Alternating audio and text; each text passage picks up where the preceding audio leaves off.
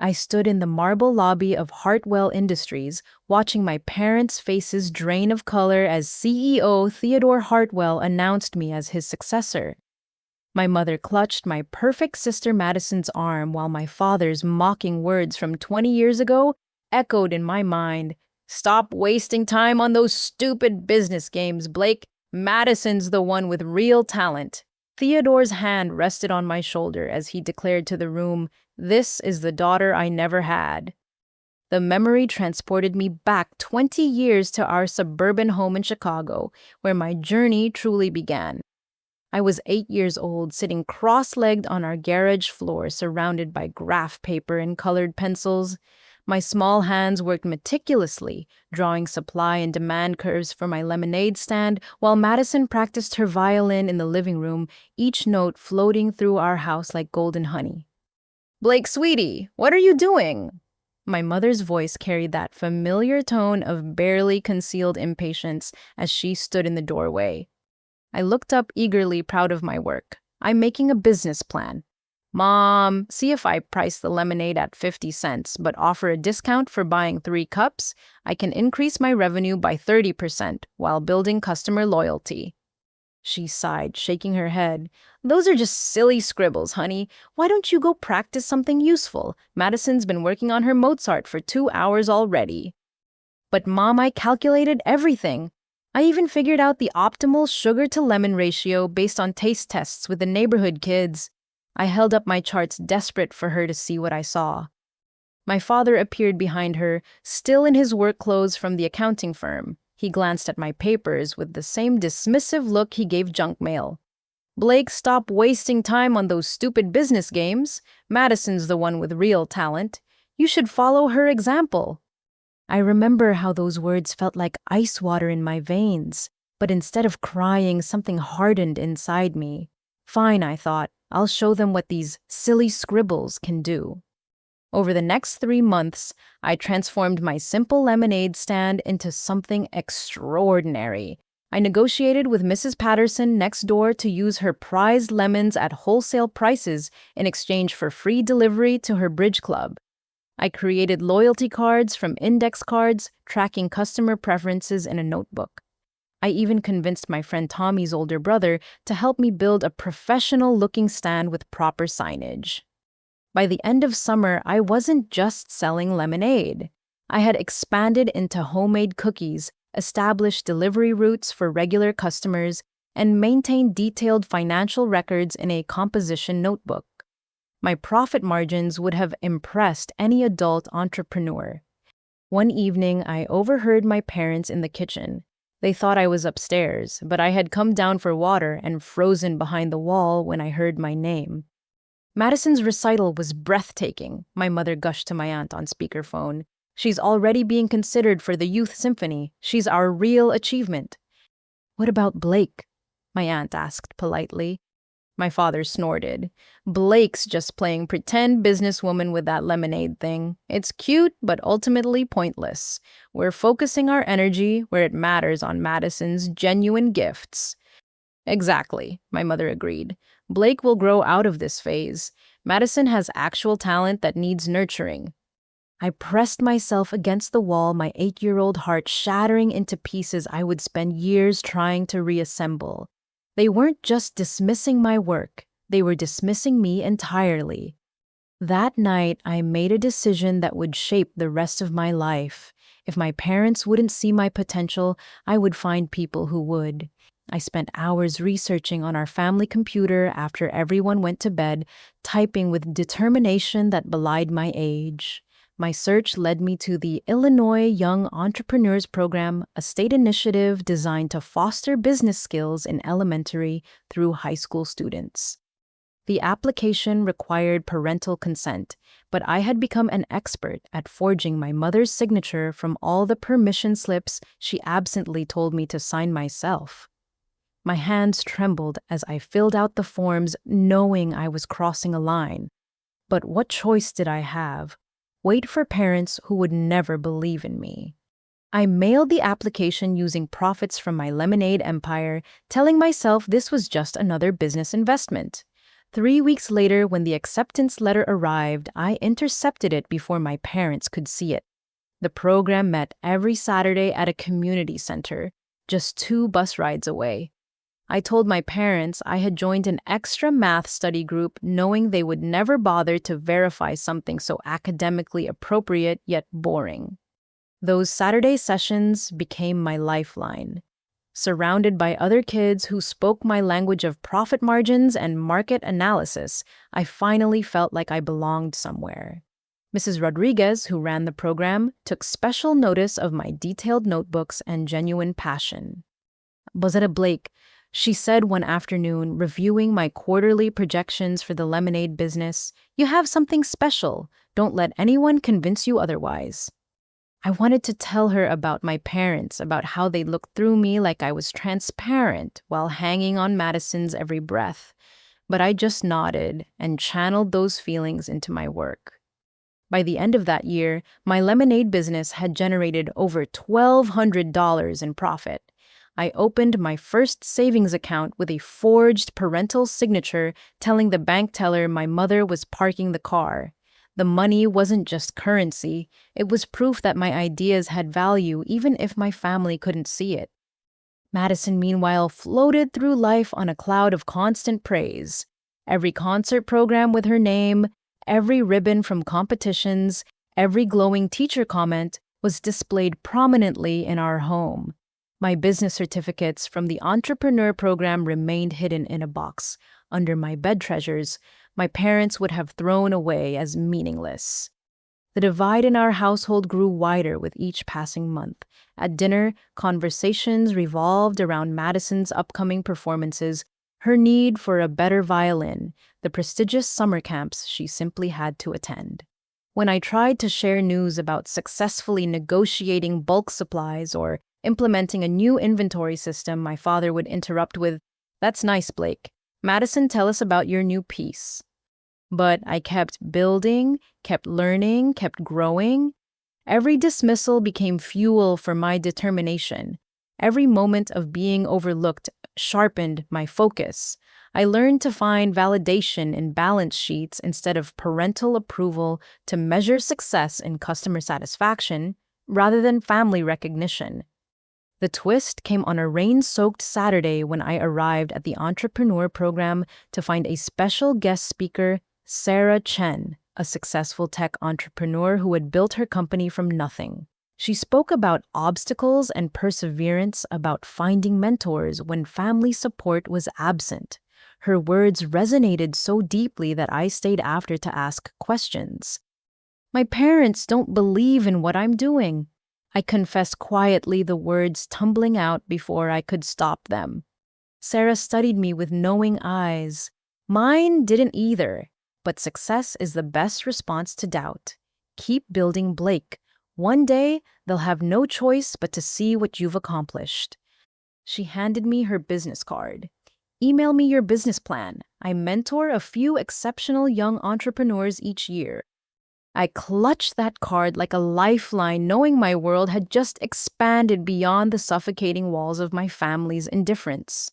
My parents had chosen their champion in Madison, but I was about to prove that the overlooked daughter had been the real contender all along. 7 years passed in a blur of hidden achievements and secret ambitions. At 15, I had evolved far beyond lemonade stands and Saturday programs. My bedroom had become command central for multiple ventures, a tutoring service that connected struggling students with peer mentors, a blog about teen entrepreneurship that generated advertising revenue, and my latest creation, an app concept that would revolutionize how high school students manage their extracurricular activities. The State Business Innovation Competition was the most prestigious entrepreneurial contest for high school students in Illinois. Winners received not just recognition, but scholarship opportunities and mentorship from industry leaders. I had spent 6 months perfecting my presentation for StudySync, an app that would allow students to coordinate study groups, share resources, and track academic progress collaboratively. Sarah Chen, who had become my secret mentor through years of email exchanges and clandestine coffee meetings, had helped me refine the concept. She taught me about user interface design, market research, and pitch dynamics. While Madison spent her afternoons in music rooms, I hunched over my laptop in the public library building something from nothing. The preliminary rounds were brutal. I competed against seniors with more resources and formal business education, but my app solved a real problem I witnessed daily, and my passion came through in every slide of my presentation.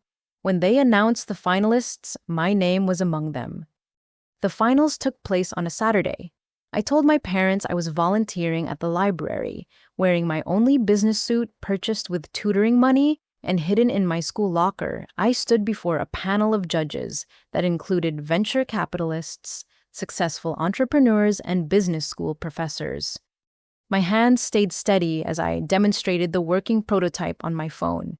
I answered their aggressive questions about scalability, monetization, and competition with confidence born from years of self-education.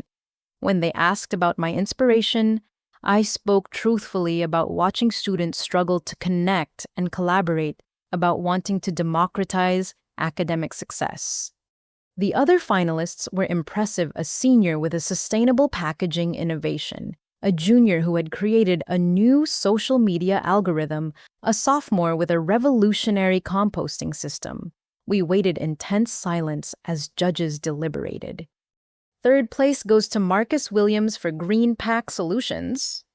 Second place is awarded to Jennifer Liu for Trend Predict. My heart hammered against my ribs. This was it. Either validation for everything I had built in shadows, or another reminder that I wasn't good enough. And first place in the Illinois State Business Innovation Competition goes to Blake Harrison for Study Sinks. The trophy was heavier than I expected, made of crystal that caught the light like captured stars. The $5,000 scholarship check felt surreal in my hands, but more than money or recognition, I had proven to myself that my ideas had merit beyond my family's narrow vision. I practically floated home, clutching my achievements, finally ready to share something undeniable with my parents. They would have to acknowledge this. How could they not? I found them in the living room, my mother polishing Madison's latest violin competition trophy while my father read the business section. Mom, Dad, I have something incredible to tell you. My mother glanced up with mild irritation. Blake, please. We're having a quiet moment before Madison's performance tonight. This will just take a minute. I won the State Business Innovation Competition.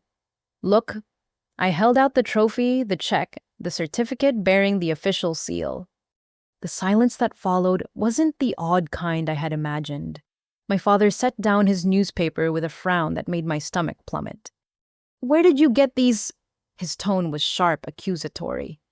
I told you I won them.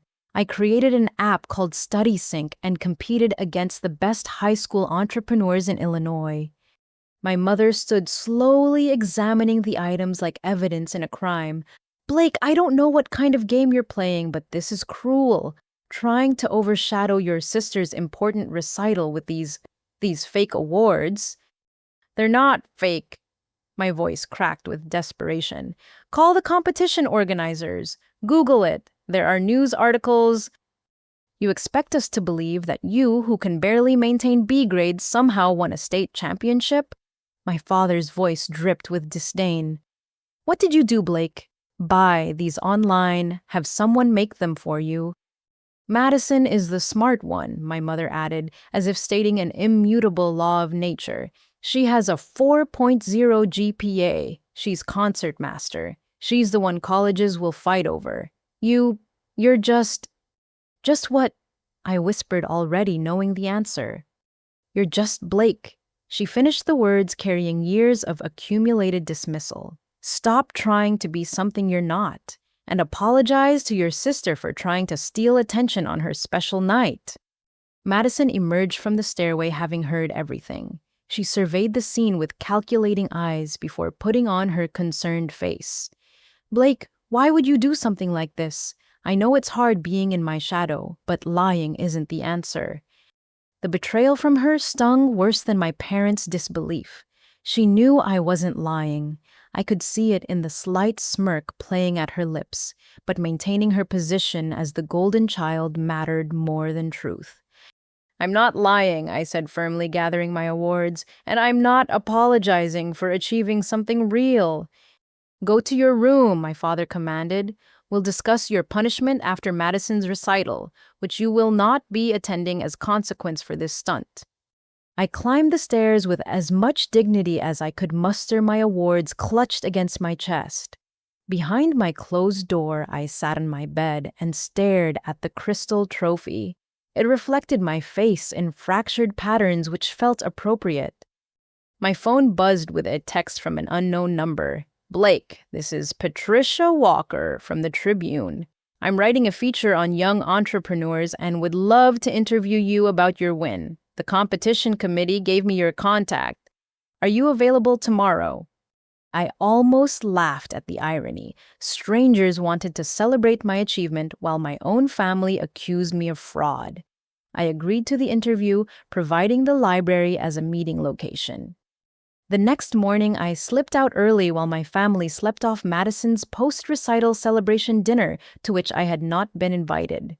Patricia turned out to be a warm woman in her 40s who listened with growing fascination as I explained StudySync. "Your parents must be so proud," she said, preparing to take a photo.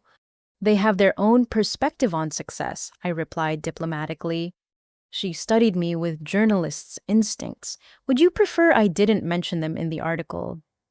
"I'd prefer the focus stay on the app and what it can do for students." After the interview, I sat in the library stacks and opened my laptop. An email from Sarah Chen waited. "Heard about your win. This is just the beginning. I want to introduce you to some people who can help take StudySync to the next level." But first, I had another email to write. Mrs. Richardson, my computer science teacher, had been the only adult at school who encouraged my interests. She needed to know about the competition, especially what came next. Her reply came within minutes. "Blake, this is extraordinary. I just checked with Principal Foster and he wants to announce your achievement at Monday's assembly. Also, I've been watching your progress all year. There's something I need to discuss with you. Can you stay after class tomorrow?" Monday's assembly changed everything. When Principal Foster announced my win, the auditorium erupted in surprised applause. Teachers who had barely noticed me suddenly paid attention. Classmates approached with congratulations and questions about the app. But the real shock came that afternoon in Mrs. Richardson's classroom. "Blake, I've been in contact with Tech Forward, one of the most prestigious summer internship programs in the country. They typically only accept college students, but they have a rare exception clause for extraordinary high school candidates." She handed me a folder thick with information. "I've already submitted a recommendation. Your competition win makes you an ideal candidate. The program is in San Francisco, all expenses paid with a stipend. You'd work directly with industry professionals to develop your app." My hands shook as I read through the materials. This was beyond anything I had imagined, but one line made my heart sink: "Parental consent required for participants under 18." Mrs. Richardson noticed my expression. "Is there a problem?" I thought quickly. "My parents are traditional. They might need time to understand the opportunity." "Blake, this could change your entire future. Would it help if I called them? Sometimes parents need to hear from an educator." "No!" The word came out sharper than intended. "I mean, let me prepare them first. They don't really understand the tech world." She nodded slowly. "The deadline is in 2 weeks. Don't let this slip away, Blake. Opportunities like this don't come twice." That night, I lay in bed, staring at the permission form. I could hear my parents downstairs discussing Madison's upcoming summer at an elite music camp. $20,000 they were spending without hesitation for her to play violin in the mountains. I made my decision at 3 in the morning. Using skills honed through years of necessity, I forged my mother's signature on the consent form. But this time was different. This time, I was signing my path to independence. The acceptance email arrived 10 days later. I would spend the summer in San Francisco working with some of the brightest minds in tech, developing StudySync into something real. My parents thought I was attending an extended academic camp for struggling students, a lie they swallowed easily because it fit their narrative of my mediocrity. As I secretly packed for California hiding clothes in my school locker day by day, I thought about trust. My parents had betrayed mine, first dismissing my dreams and denying my achievements. Now I was betraying theirs in return, building a future they couldn't envision and wouldn't support. Madison found me organizing my hidden suitcase one afternoon when she came home early from practice. Her eyes widened at the tech-forward materials spread on my bed. "You're actually going—" Her voice held genuine surprise. "You knew about the competition. You knew I wasn't lying." She shrugged with practiced indifference. "What does it matter what I knew Mom and Dad see what they want to see? And you let them." "I protect my position," she said simply. "Just like you're protecting yours now. We're not so different, Blake." "We're nothing alike," I replied, zipping the suitcase. "I build my own success. You tear others down to maintain yours." She laughed, a sound like breaking glass. "Wait until Mom and Dad find out about your little forgery habit. Think your precious internship will survive that scandal." The threat hung between us, but I met her eyes steadily. "Go ahead, tell them, but remember I have nothing left to lose. You, on the other hand, have an image to maintain. What would people think if they knew the perfect Madison needed her little sister to do her economics homework?" Her face went pale. She had forgotten about that leverage stored carefully in my email archives. We stood in stalemate, two sisters shaped by the same neglect into opposite survival strategies. "Fine," she finally said. "Your secret's safe, for now." As she left, I realized the true twist of my story. I wasn't just fighting my parents' disbelief anymore. I was navigating a chess game where every family member was both opponent and potential destroyer. But I had learned to play in shadows, to build in silence, to succeed without support. California was waiting. StudySync was waiting. My real life was waiting, and nothing, not even blood, would stop me from claiming it. The summer in San Francisco had transformed me in ways that went beyond professional development. Living in a tech-forward dorm surrounded by brilliant minds who saw potential where my family saw disappointment, I had tasted what genuine support felt like. StudySync had evolved from a concept to a functioning beta with thousands of test users. Major investors had expressed interest. My mentors spoke of my future in terms of when, not if. Returning to Chicago for my senior year felt like squeezing back into clothes that no longer fit. My parents barely acknowledged my return, accepting my vague stories about academic camp without question. They were too focused on Madison's triumphant acceptance to Northwestern University's prestigious music program. I settled back into my double life with practiced ease. School by day, where teachers now treated me with newfound respect after my competition win. App development by night, managing my remote team of developers I had met during the internship. My bedroom became mission control, every surface covered with user feedback reports, code printouts, and business development strategies. Madison was home for fall break when everything unraveled. She had struggled in her economics courses, the one area where musical genius couldn't substitute for analytical thinking. I found her at my door one October evening, her usually perfect composure cracked. "I need help," she said without preamble. I looked up from my laptop where I was reviewing user engagement metrics. "With what?" "Economics. I'm failing." The admission seemed to physically pain her. "Professor Martin says if I don't ace the next exam, I'll lose my scholarship. And you're coming to me because—" Her jaw tightened. "Because you're good with numbers. Everyone knows that now." "Everyone except our parents." "Oh, Blake, please, I'll pay you." I almost laughed. Pay me with money our parents gave her freely while questioning every dollar I requested. But then I saw an opportunity. I don't want money, I said slowly. I want acknowledgement. Tell mom and dad the truth about my competition win. Her face hardened immediately. You know I can't do that. Then I can't help you. She stood to leave, then paused at my door. Fine, you win, but I have conditions too. Over the next week, we developed an arrangement that felt more like a hostage negotiation than sisterly assistance. I would complete her economics assignments, ensuring she understood enough to pass exams. In exchange, she would validate my achievements to our parents, though we both knew she had no intention of following through. The work itself was simple for me: basic supply and demand, curves, market structures, game theory applications. What wasn't simple was watching Madison submit my work as her own, earning praise from professors who commended her remarkable improvement and intuitive grasp of complex concepts. One evening, as I explained consumer surplus for the third time, my phone buzzed with an email that made my heart stop.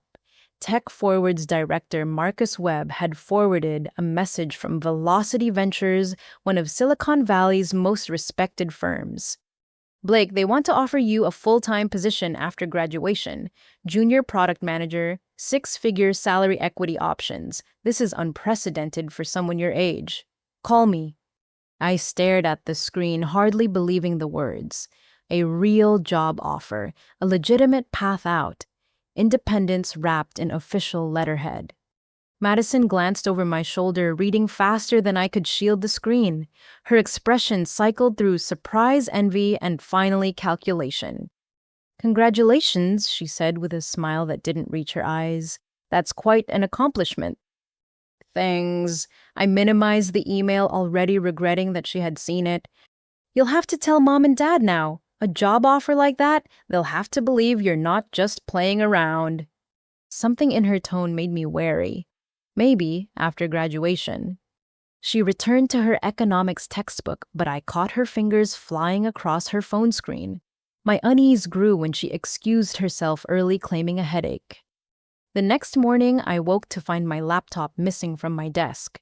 Panic flooded through me as I searched frantically. That laptop contained everything StudySync's Code Investor Communications, the Velocity Ventures offer my entire digital life.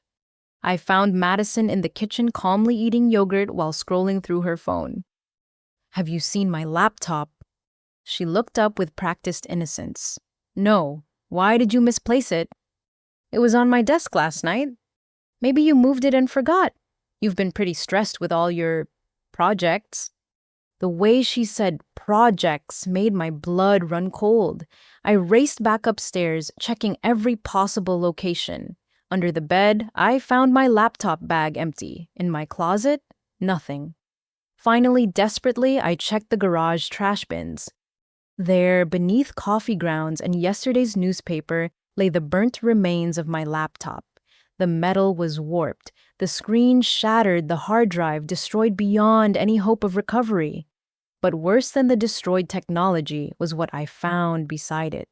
Printed pages of my emails, including the Velocity Ventures offer, each one methodically burned around the edges. I confronted Madison with shaking hands, holding the evidence. Why?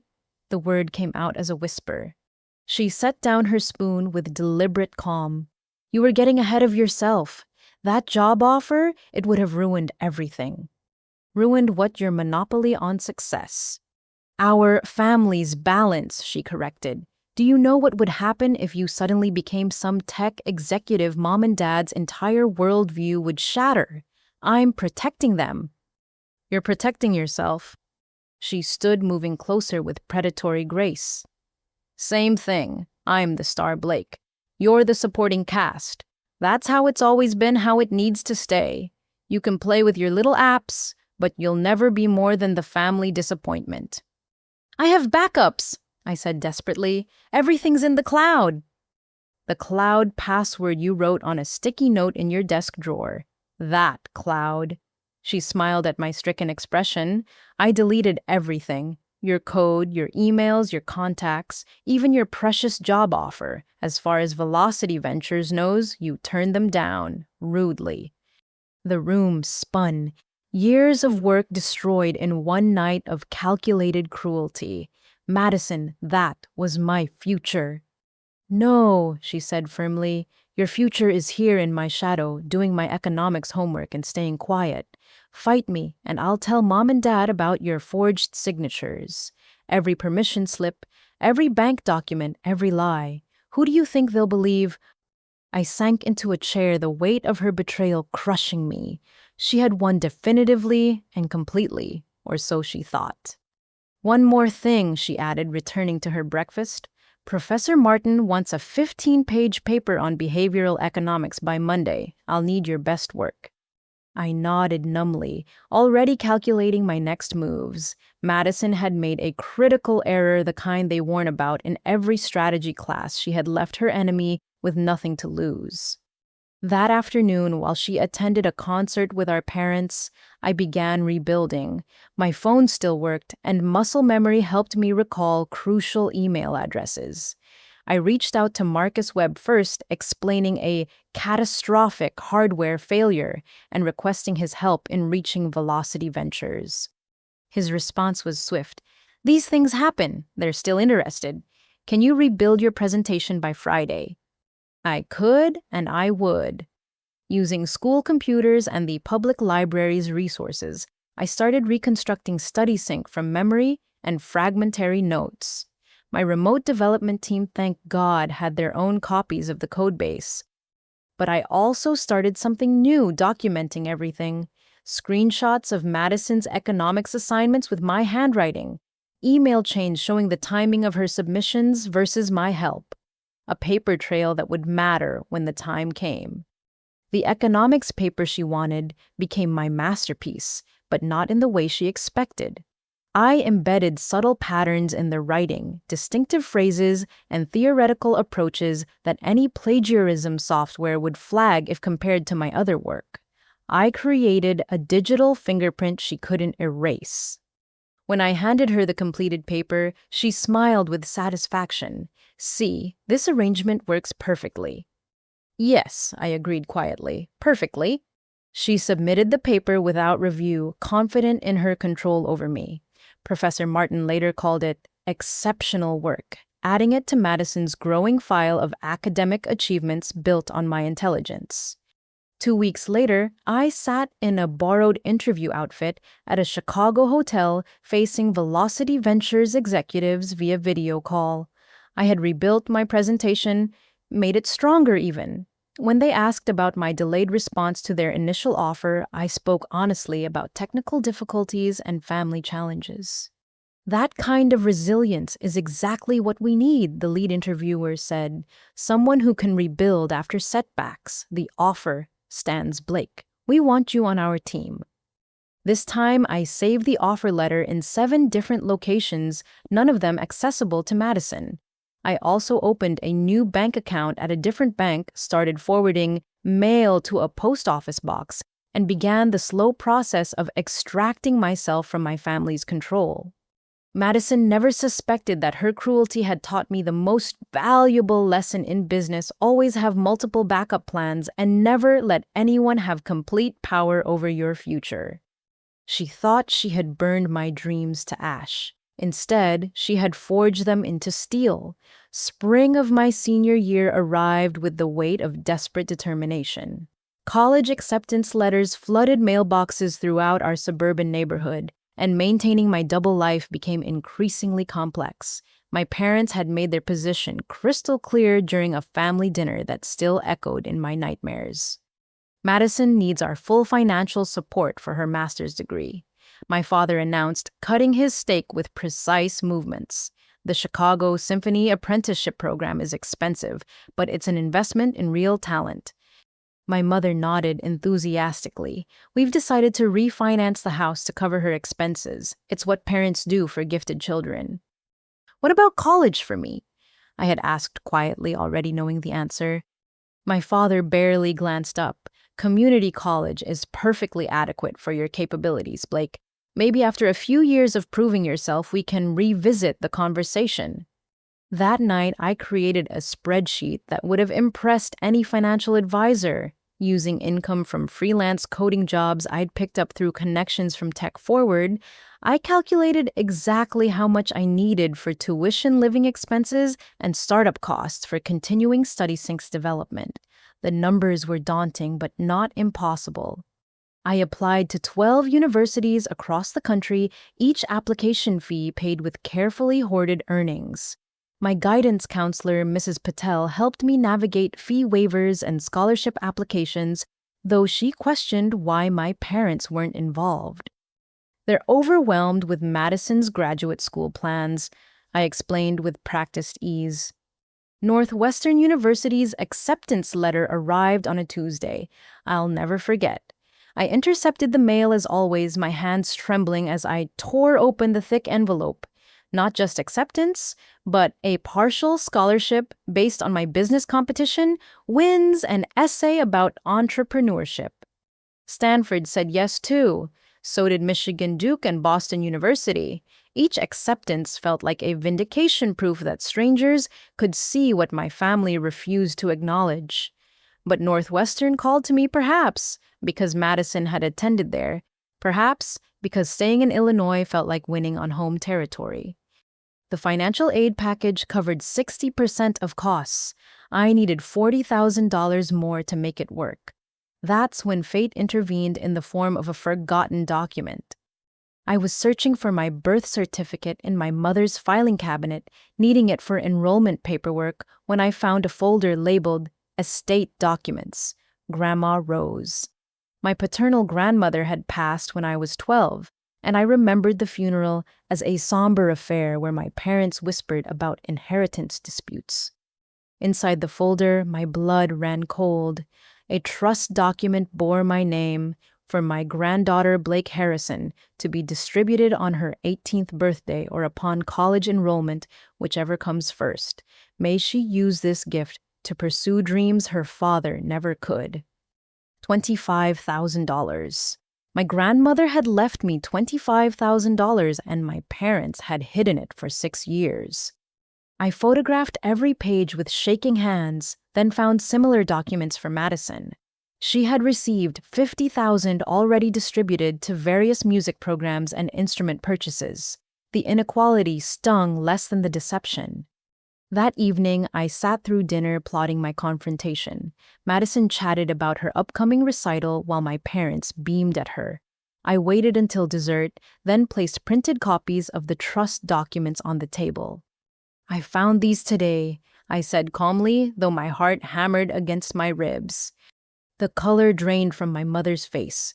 My father's fork clattered against his plate. "Blake, you had no right to go through private documents," he began, but I cut him off.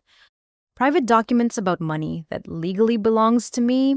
Money you've hidden since I was 12? "That money was set aside for your future," my mother said weakly. "Madison's money wasn't set aside. It's been spent on her education. Madison has exceptional talent that required investment." My father's voice turned hard. "Your grandmother didn't understand the difference between real potential and childhood whims. Childhood whims that got me into Northwestern with a scholarship." The silence that followed was deafening. Madison's eyes darted between our parents and me, calculating her position in this shifting dynamic. "You're not going to Northwestern," my mother finally said. "We've discussed this. Community college is more appropriate for your abilities. With my money, it's not your decision anymore." My father stood abruptly. "That money is in a trust we control. You can't access it without our signature." I pulled out another document, this one from my research that afternoon. "Actually, according to Illinois law, I can petition the court for access if trustees are acting against the beneficiary's best interests. Denying education funding while spending Madison's portion would qualify." "You wouldn't dare," my mother whispered. "Try me." The standoff lasted 3 days. They tried everything: guilt about family loyalty, threats about cutting me off completely, even Madison's tears about how I was destroying our happy family. But I had moved beyond their reach. Finally, cornered by legal reality and the potential embarrassment of a court case, they agreed to release $15,000, claiming the rest had been spent on administrative costs over the years. I knew they were lying, but decided 15,000 plus my savings and the Velocity Ventures signing bonus would suffice. "We're done supporting you," my father declared as he signed the check. "This is all you get from us ever." "That's fine," I replied, folding the check carefully. "I never expected support anyway." Madison cornered me that night as I packed my hidden suitcases. "You know what you've done, right? You've broken their hearts." "No," I corrected. "I've broken their delusion. There's a difference." She studied me with something almost like respect. "You're really going to leave? Did you think I'd stay forever, doing your homework and accepting their contempt?" I thought. She paused, vulnerability flashing across her features. "I thought we were in this together, two sisters surviving dysfunction." "We were never sisters," I said quietly. "We were competitors in a game where only one could win. You made that clear when you burned my laptop." She left without another word, and I returned to my preparations. Beyond the money I had systematically prepared, everything opened credit cards in my name. A loan secured a P.O. box for mail. Forwarding saved digital copies of every important document in multiple secure locations. My acceptance to Northwestern included access to early orientation programs. I signed up for summer session, telling my parents it was remedial preparation. They believed it easily fitting their narrative of my inadequacy. In reality, I would start earning credits early while establishing myself in the StudySync startup community.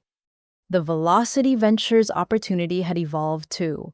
After explaining my situation to Marcus Webb, he connected me with their Chicago office. I could start part-time during college with full remote work flexibility. The signing bonus would cover my remaining tuition gap. 3 weeks before graduation, I made final preparations. Everything I valued fit into 3 suitcases and a backpack. My childhood room looked nearly identical, maintaining the illusion until the last moment. I had learned that escape required patience and planning, not dramatic confrontation. The twist came from an unexpected source. My economics teacher, Mr. Brennan, approached me after class with an envelope. "Blake, this is unusual, but I received an anonymous tip about some exceptional papers submitted in my colleague Professor Martin's class at Northwestern. Papers that bear remarkable similarity to your writing style." My blood froze. "Madison's economics work." He continued, "I'm not making accusations, but I want you to know that academic integrity matters. If someone has been submitting your work as their own, there are channels to address it." He handed me the envelope. "This contains information about how to report academic dishonesty should you ever need it. Sometimes the truth needs to come out for everyone to move forward." I understood the message. He knew. Others probably knew too. Madison's perfect image had cracks only I could expose, but I tucked the envelope away, another card to play when the time was right. Graduation day dawned bright and clear. I sat in alphabetical order surrounded by classmates heading to prestigious universities with their parents' blessing. My family sat in the audience there for the show rather than for me.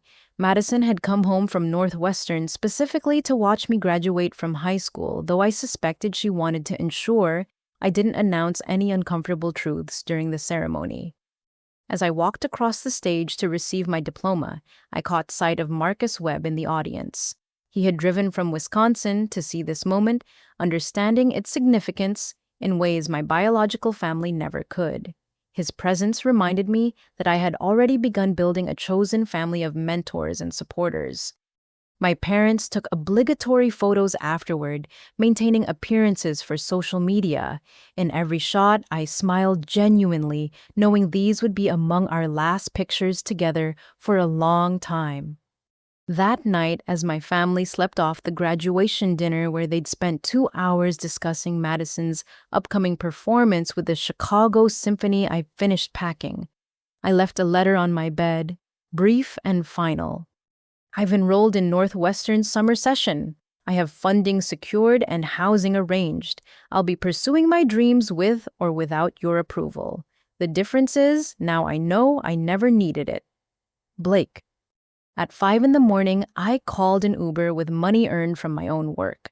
As we pulled away from the house where I'd learned that family could be your biggest obstacle, I didn't look back. My escape wasn't dramatic. It was methodical, calculated, and complete, just like everything I'd built while they weren't watching. The twist was that freedom didn't feel like victory. It felt like finally breathing after 18 years of holding my breath. And as Chicago's skyline appeared in the distance, promising anonymity and opportunity in equal measure, I knew the real story was just beginning. Northwestern's campus sprawled before me like a promise written in limestone and ivy. My dorm room in Elder Hall was small, but mine alone paid for with money I'd earned. No Madison practicing violin in the next room. No parents sighing at my existence. Just silence filled with possibility. I threw myself into the business program with desperate hunger. While other freshmen struggled with introductory concepts, I arrived battle-tested from years of real-world application. My professors noticed immediately. Dr. Kumar pulled me aside after my presentation on market disruption strategies. Miss Harrison, have you considered applying for the accelerated MBA track? Your understanding goes well beyond undergraduate level. I filed that information away, another door opening in a hallway I was still learning to navigate. My days blurred together in the best way classes that challenged me, part-time remote work for Velocity Ventures, and late nights developing study sync with my distributed team. The Entrepreneurship Showcase arrived in late October, an annual event where students pitched ideas to real investors and industry leaders. I'd refined study sync based on thousands of user feedback points. The platform now helped over 50,000 students coordinate their academic lives. Revenue was modest but growing. I stood before the assembled crowd in Annie Mae Swift Hall, no longer the girl hiding business plans in her bedroom. My presentation flowed with practiced confidence, demonstrating real metrics rather than projections. User testimonials played on screen while I explained our expansion strategy. Questions, I asked as I concluded scanning the audience of stern-faced investors. A man in the third row raised his hand. He looked to be in his 70s with silver hair and eyes that seemed to see through pretense. His suit was understated but impeccably tailored, the kind of quiet luxury that whispered rather than shouted. Miss Harrison, your platform shows impressive organic growth. What's preventing you from scaling faster? Son, capital and connections, I answered honestly. We've been bootstrapping deliberately to maintain control, but strategic investment would accelerate our timeline significantly. He nodded thoughtfully. And your background? The application seems personally motivated. Something in his tone made me pause.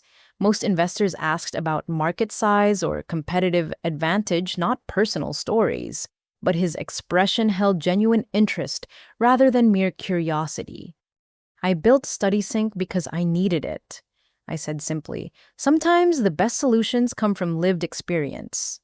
After the showcase, I was packing up when the silver-haired man approached. Up close, his presence was even more commanding, though he moved with deliberate gentleness. Theodore Hartwell, he said, extending his hand. I'd like to discuss your company over coffee, if you're amenable. Theodore Hartwell. The name hit me like lightning.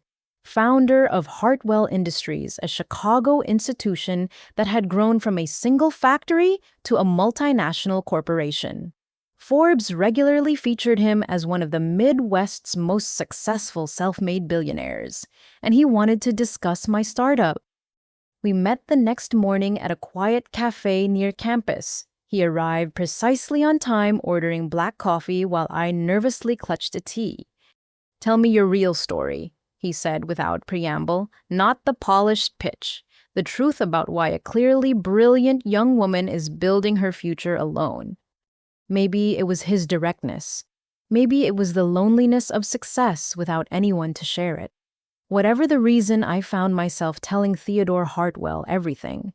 My parents' dismissal, Madison's sabotage, the forged signatures and hidden inheritance, the systematic neglect disguised as concern for my limitations. He listened without interrupting, occasionally sipping his coffee. When I finished, embarrassed by my candor, he leaned back with a distant expression. "I built Hartwell Industries from nothing," he said quietly. "My father was a drunk who told me I'd never amount to anything. My mother died believing him. I haven't spoken to my siblings in 40 years. They chose his version of me over reality."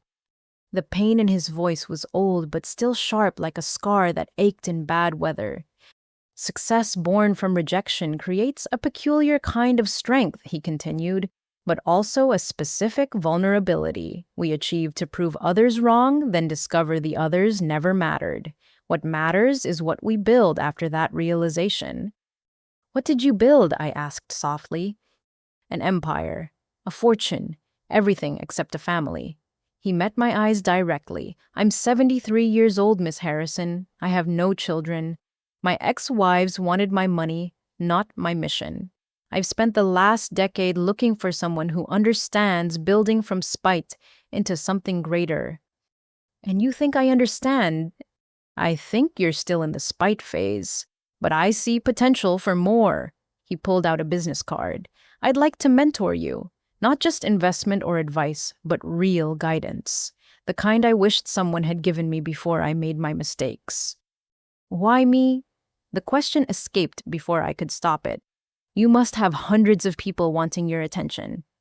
"Because you didn't ask what I could do for you. You asked what I built. That tells me you understand success is about more than money." He stood to leave, then paused. "Also because you remind me of someone." "Who?" "Myself, before I learned that proving others wrong is just the beginning." Our mentorship began slowly. Weekly coffee meetings where he dissected my business strategies with surgical precision. He never offered solutions, instead asking questions that led me to find my own answers. Under his guidance, StudySync evolved from a useful app to a comprehensive platform. "You're thinking too small," he said during one session. "You're solving a problem you experienced. What about the problems you haven't experienced but can envision?" That insight led to StudySync's expansion into corporate training modules. If students needed coordination tools, so did professionals. The pivot tripled our user base in 3 months. Theodore's mentorship extended beyond business. He attended my presentations, sitting in the back row like a proud grandfather. When I earned recognition on the dean's list while managing a growing company, he sent a simple note: "This is what building looks like." The relationship deepened naturally. He began sharing stories of his own journey, the mistakes that cost him relationships, the victories that felt hollow without someone to celebrate. I found myself looking forward to our meetings, not just for business wisdom, but for connection. "I've been estranged from my family for decades," he admitted one snowy December afternoon. "At first, it was their choice. Then, it became mine. Now, it's just fact." "Do you regret it?" He considered carefully. "I regret that it was necessary. I don't regret choosing my path over their approval, but I do regret not finding new family sooner." "When new family?" "People who choose you for who you are, not despite it." He smiled sadly. "I spent so long proving I didn't need anyone that I forgot to notice when I did." That's when I understood what was happening. This wasn't just mentorship. Theodore was offering something deeper, something neither of us quite had words for yet, a connection between two people who had built themselves from rejection. "My parents always wanted a son," he said quietly one day, apropos of nothing. "Someone to carry on the legacy. They died disappointed in my daughters who wanted nothing to do with business." "I'm sorry," I said, not knowing what else to offer. "Don't be. We can't choose our biological family, but perhaps we can choose our spiritual one." The twist in our relationship came during a Hartwell Industries board meeting he invited me to observe. Sitting in that mahogany-paneled room, watching Theodore command respect from powerful people, I saw what I could become. Not just successful, but influential. Not just wealthy, but impactful. "What did you think?" he asked afterward. "I think you're preparing me for something," I said directly. "Something bigger than study sync." He smiled, the expression transforming his usually stern face. "You're perceptive. That's why you'll go far." "How far?" "As far as you're willing to go. The question is whether you'll go alone or accept that some journeys require companionship." I thought about my family, probably gathered for Sunday dinner discussing Madison's latest achievement, while my empty chair went unmentioned.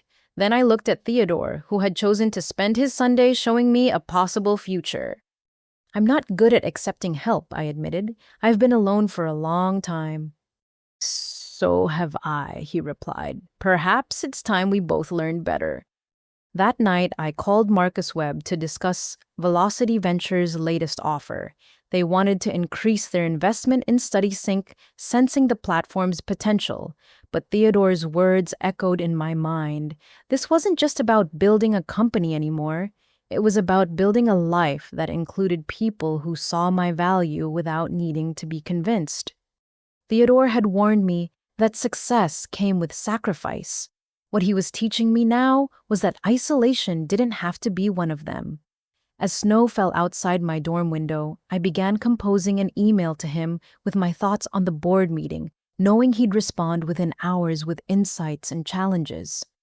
For the first time in my life, I had someone who expected greatness from me, not despite who I was, but because of it.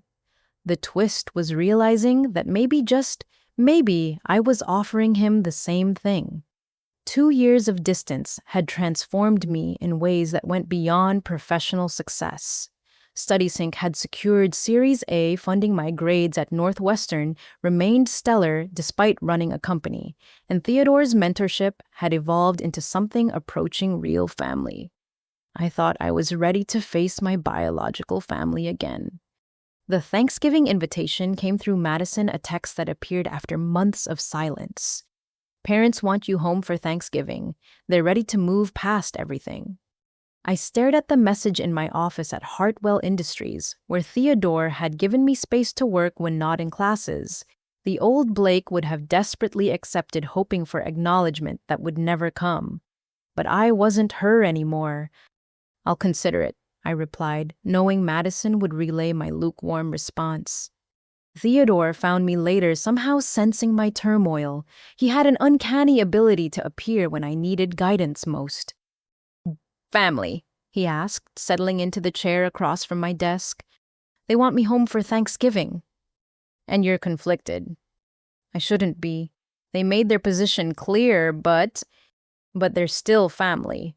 He nodded knowingly. "I received similar invitations for years. Went to a few hoping things had changed. They hadn't." "Did you regret going?" "I regretted hoping. The visits themselves were educational. Sometimes we need reminders of why we chose different paths." After much deliberation, I decided to go, not out of hope for reconciliation, but to test who I'd become. I rented a car, refusing to ask for airport pickup, and dressed in the understated elegance Theodore had taught me to appreciate. No logos, no flash, just quality that spoke for itself. The house looked exactly the same, as if preserved in amber from my escape. My mother answered the door with a smile that didn't reach her eyes. "Blake, you look different." "Hello, Mom." Inside, the shrine to Madison's achievements had expanded. New certificates, fresh photos from performances, a glass case containing her latest award. My absence hadn't created space. Madison had simply expanded to fill it. My father emerged from his study, evaluating me with accountant's eyes. "Blake, Madison says you're doing well at Northwestern." "I am." "Good. Community college wasn't right for you after all. We always knew you had some potential." The revisionist history might have angered the old me. Now it just confirmed Theodore's warnings. They would never acknowledge their role in my struggle, only claim credit for my success. Dinner began with stilted conversation about safe topics, weather, traffic, Madison's new position as assistant concertmaster. Nobody asked about my work or life. I might have been a distant cousin visiting out of obligation. So, my mother finally ventured, Madison mentioned you're working part-time somewhere. I run a software company called StudySync. We just closed Series A funding at an 8-figure valuation. Silence greeted this announcement. My father's fork paused halfway to his mouth. 8 figures. He set down his fork. Blake, there's no need to exaggerate. I'm not exaggerating. She's probably counting pennies as figures, Madison said with a light laugh. You know Blake and her creative mathematics. We have over 200,000 active users, I continued calmly. 3 major universities have adopted our platform. Forbes featured us in their education technology roundup. Fush, Forbes. My mother's voice pitched higher. The magazine. I pulled out my phone, showing them the article. They passed it between them like evidence of alien life. Madison's face cycled through emotions before settling on dismissive skepticism.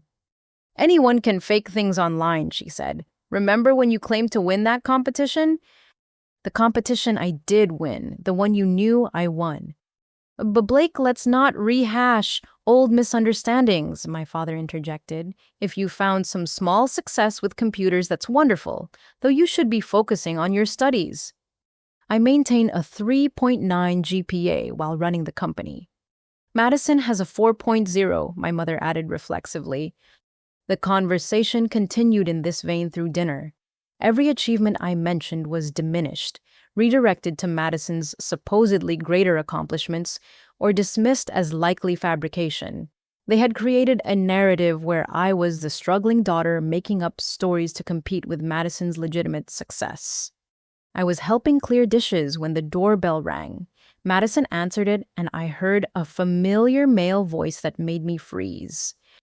Oh, bas Connor to say. Madison's surprise was evident. What are you doing here? Oh, sorry to drop by unannounced. I was hoping to catch Blake. Is she here? Connor Martinez entered the dining room, and I remembered him from that disastrous party 3 years ago. Madison's ex-boyfriend, the journalist who'd been interested in writing about family dynamics. He looked older, more established, carrying himself with professional confidence. Blake, he said warmly, I've been following StudySync's growth. Incredible work. You know each other. My mother's confusion was palpable. I interviewed Blake last year for a piece on young entrepreneurs. Didn't she mention it? The article was picked up by several major outlets. He pulled out his phone, showing them the article. My family crowded around, seeing my photo alongside other rising business leaders. The cognitive dissonance on their faces would have been amusing if it wasn't so sad. You wrote about Blake. Madison's voice was strained. Why? Because she's building something revolutionary. StudySync is projected to hit $30 million in revenue within 2 years. Your sister is kind of a big deal in tech circles. 30 million, my father's voice cracked.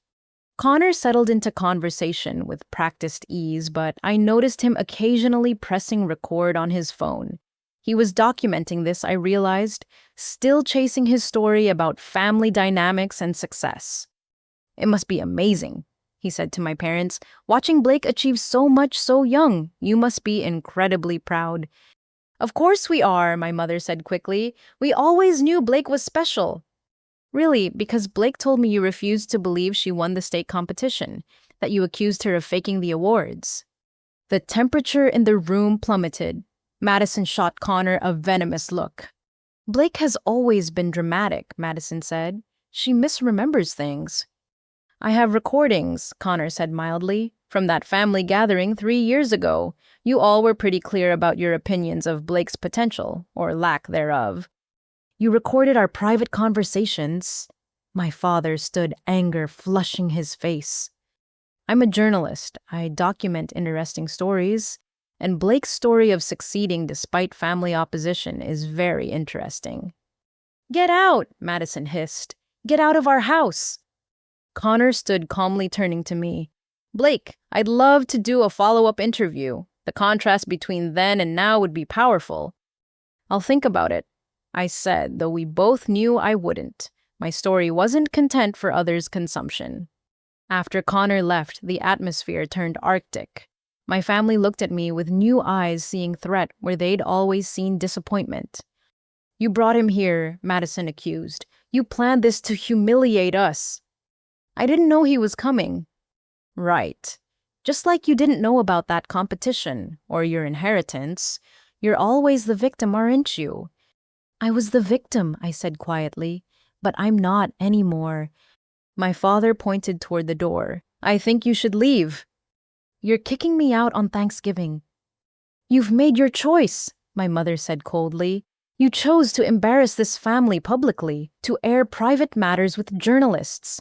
That's not what family does. I laughed the sound, surprising everyone, including myself. Family. You want to lecture me about family? You stole my inheritance. You called me a liar when I achieved something. You told me I was worthless every single day of my childhood. And now you want to invoke family loyalty. We did what we thought was best, my father said stiffly. Madison had clear talent that needed support. And I had nothing. You had... He struggled for words. You were difficult, always wanting attention, always trying to compete with your sister. I wasn't competing, I was drowning, and you kept pushing me under. I gathered my things with steady hands. At the door, I turned back one last time. They stood in a tableau of wounded pride, my parents flanking Madison, protecting their chosen child from the truth of their choices. You know what the saddest part is, I said. I would have shared everything with you. My success, my joy, my life. All you had to do was see me. Just once. Just see me. Blake, my mother started, but I was already walking to my car. The drive back to campus passed in a blur of emotions. My phone buzzed with calls from them, then texts ranging from angry to pleading. I turned it off, focusing on the road ahead. Theodore was waiting in his office when I arrived at Hartwell Industries.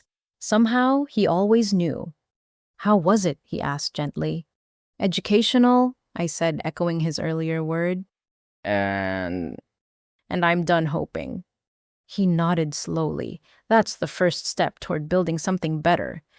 Connor was there, Madison's ex. He's still trying to write about family dynamics in success stories. Ah, the vultures circle when they smell drama. He has recordings from years ago, proof of how they treated me. Theodore leaned forward. And what will you do with that knowledge? I considered the question. Connor's article could vindicate me, publicly expose their treatment for the world to see. But what would that accomplish beyond petty revenge? Nothing, I decided. My success speaks louder than their denials. That's my girl, Theodore said softly, then caught himself. I mean, I know what you meant, I said, warmth spreading through my chest. And thank you for waiting up, for caring. Family, he said simply, is about choosing to show up. You showed up for them tonight. They failed to show up for you again, but I'll always be here when you need someone to come home to. That night, I worked late in my office building the future while my biological family clung to their comfortable delusions. The twist wasn't Connor's appearance or their continued denial. It was realizing that I'd already found my real family in a 70-something billionaire who called me when I was sad and celebrated when I succeeded. My phone buzzed one last time. Madison, you'll regret this. We're your only real family. I deleted the message without responding. She was wrong. Family was Theodore asking if I'd eaten dinner. Family was my study sync team working overtime because they believed in our mission. Family was choosing connection over blood support, over obligation. And I had chosen well. Madison's retaliation came faster than expected. 2 weeks after Thanksgiving, I received an urgent call from Patricia, Chen Hartwell Industries head of human resources. Her normally warm voice carried unmistakable tension. Blake, we need to discuss an unusual situation. Can you come to my office immediately? I found Patricia sitting with James Morrison, the company's legal counsel, and a woman I didn't recognize. The stranger wore a severe black suit and an expression that suggested she ate ambition for breakfast. Blake, this is Sandra Williams from our recruitment team, Patricia began carefully. She conducted an interesting interview yesterday. Sandra slid a resume across the table. Madison's name stared back at me in elegant font listing accomplishments that seemed inflated even for her. Your sister applied for our management training program, Sandra explained. She listed you as her primary reference and made some unusual claims during the interview. What kind of claims? James opened a folder containing interview notes. She stated that you've been exaggerating your role at StudySync, that she's the actual strategic mind behind the company's success. She presented herself as coming forward out of concern for Hartwell Industries' reputation. The audacity took my breath away. Madison had weaponized our connection, trying to infiltrate the one space where I'd found respect. She also suggested, Patricia continued delicately, that your relationship with Mr. Hartwell is inappropriate, that you've manipulated an elderly man for personal gain. Blood roared in my ears. Madison had crossed every conceivable line, attempting to destroy both my professional reputation and my relationship with Theodore. What did you tell her? Nothing yet, Sandra said. We wanted to speak with you first, but Blake, she was very convincing. She knew details about StudySync that seemed insider level. She presented emails and documents. What kind of documents?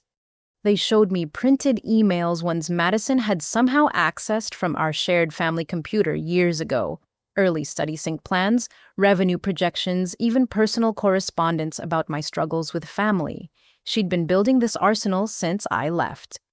She's also reached out to several board members directly, James added grimly, positioning herself as a concerned whistleblower trying to protect the company from scandal.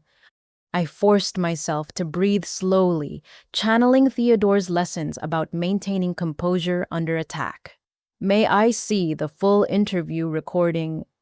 They exchanged glances before Sandra pulled up the video. Madison appeared on screen every inch the concerned professional.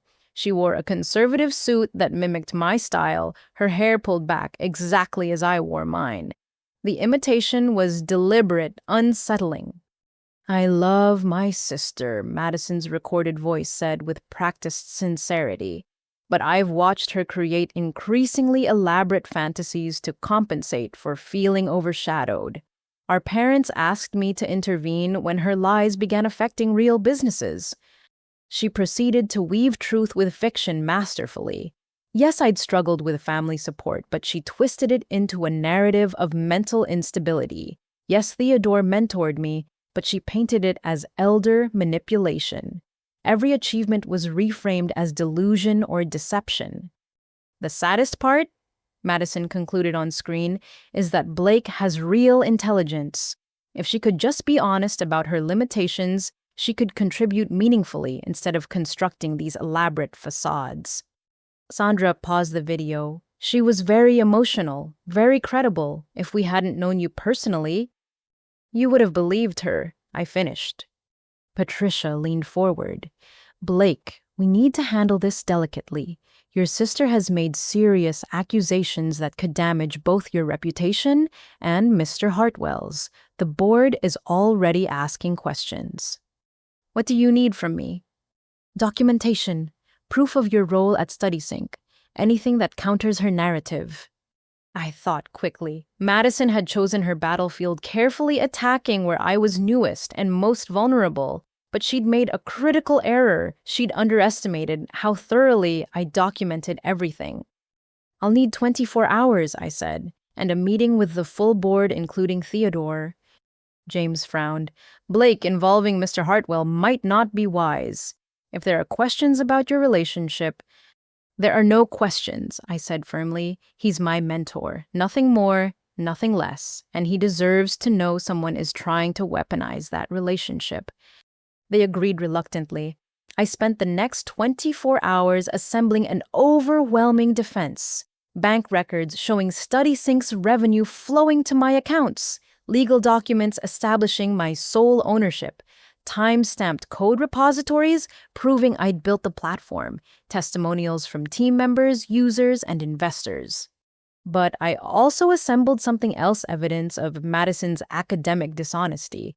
Screenshots of her economics papers written in my hand. Email chains showing the timing of submissions. Professor Martin's suspicious similarities between her work and mine. Theodore found me in my office at 3 in the morning surrounded by papers and screens.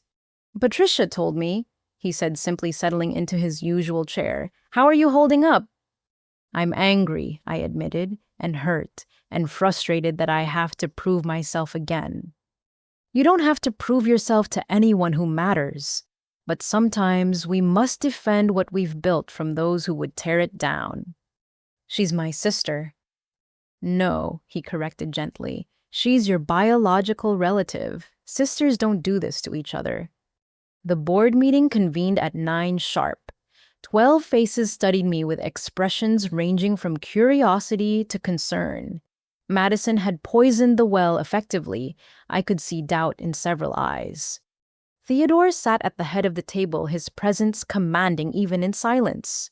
He'd chosen to attend despite my protests, stating simply that attacks on me were attacks on his judgment.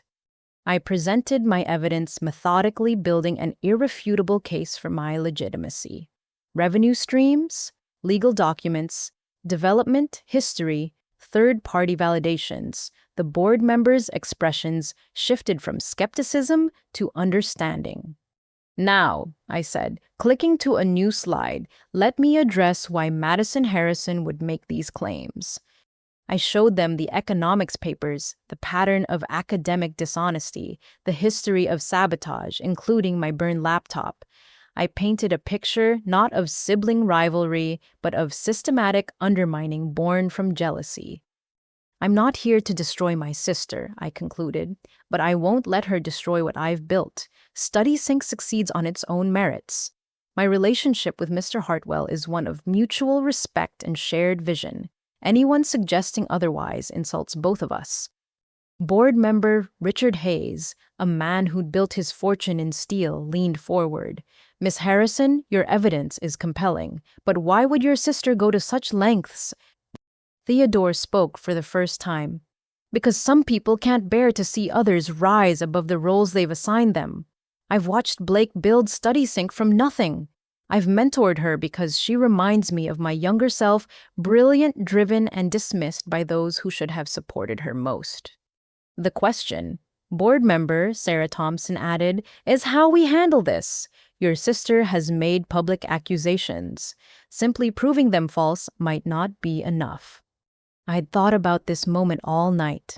The nuclear option lay before me, exposing Madison's academic fraud, destroying her career as she'd tried to destroy mine. It would be justified, proportional revenge. "We do nothing," I said instead. "Madison has no standing at Hartwell Industries. Her accusations will fade without evidence to support them. Taking action gives her claims weight they don't deserve." "That's very mature," Richard noted. "But what if she escalates?" "Then we reassess. But I won't engage in public warfare with family, no matter how they've wronged me. My work speaks for itself." The meeting concluded with unanimous support for my position. Madison's application was rejected without comment, her accusations dismissed as unfounded. But I knew this wasn't over. She'd tested my defenses and found them strong. Next time, she'd aim for weaker targets. That afternoon, Theodore called me to his office. The view from the top floor stretched across Chicago, a city of endless ambition and hidden struggles. "You could have destroyed her," he observed. "The academic fraud alone would have ended her career." "I know." "Why didn't you?" I considered the question. "Because destroying her would make me like them, like my parents who tried to destroy my dreams. I want to build, not tear down.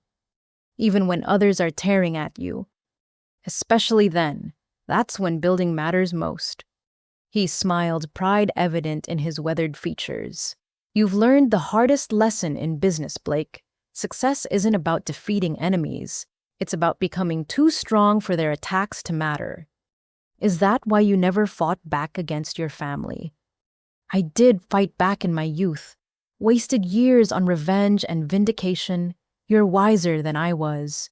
You understand that the best revenge is building a life they can't touch. A week later, I received a text from an unknown number. This isn't over, M. I deleted it without response. Madison could scheme and plot, but I had work to do. StudySync was expanding internationally. Hartwell Industries had offered me a permanent position post-graduation. Theodore had begun introducing me to his network as his protege. The twist wasn't that Madison had attacked or that I defended successfully. It was realizing that her betrayal had actually strengthened my position. The board now knew my story, understood my journey, and respected my restraint. Theodore's public support carried weight that no accusation could diminish. Madison had tried to weaponize our shared history against me. Instead, she'd freed me from its power. I no longer had to hide my past or apologize for my path. Everyone who mattered knew the truth. And sometimes, that's the greatest victory of all. March arrived with unseasonable warmth and a call that shattered my carefully constructed world. I was in the middle of a StudySync board meeting when Patricia burst through the door, her face ashen. Blake, you need to come immediately. It's Mr. Hartwell. The Northwestern Memorial Hospital cardiac unit hummed with controlled urgency. Theodore lay connected to monitors that traced his heartbeat in glowing green lines. He looked smaller in the hospital bed, his usual commanding presence diminished by medical vulnerability. "Was, mild myocardial infarction," Dr. Patel explained quietly. "He's stable, but this was a warning. His heart's been under strain for years." Theodore's eyes fluttered open as I approached. Despite everything, he managed a weak smile. "Don't look so worried. Takes more than a rebellious heart to stop me." "You scared me," I admitted, taking his hand. It felt fragile, more human than the titan I'd come to rely on. "Just keeping you on your toes." His grip strengthened slightly, though this does accelerate certain conversations we've been postponing. Over the next days, I practically lived at the hospital. StudySync operations continued remotely while I kept vigil.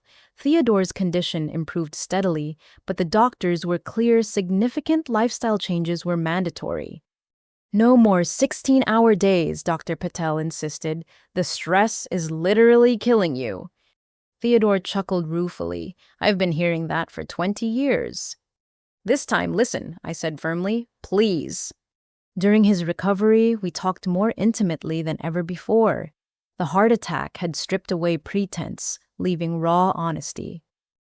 "I've been thinking about succession," he said one afternoon, watching sunset paint Chicago's skyline gold.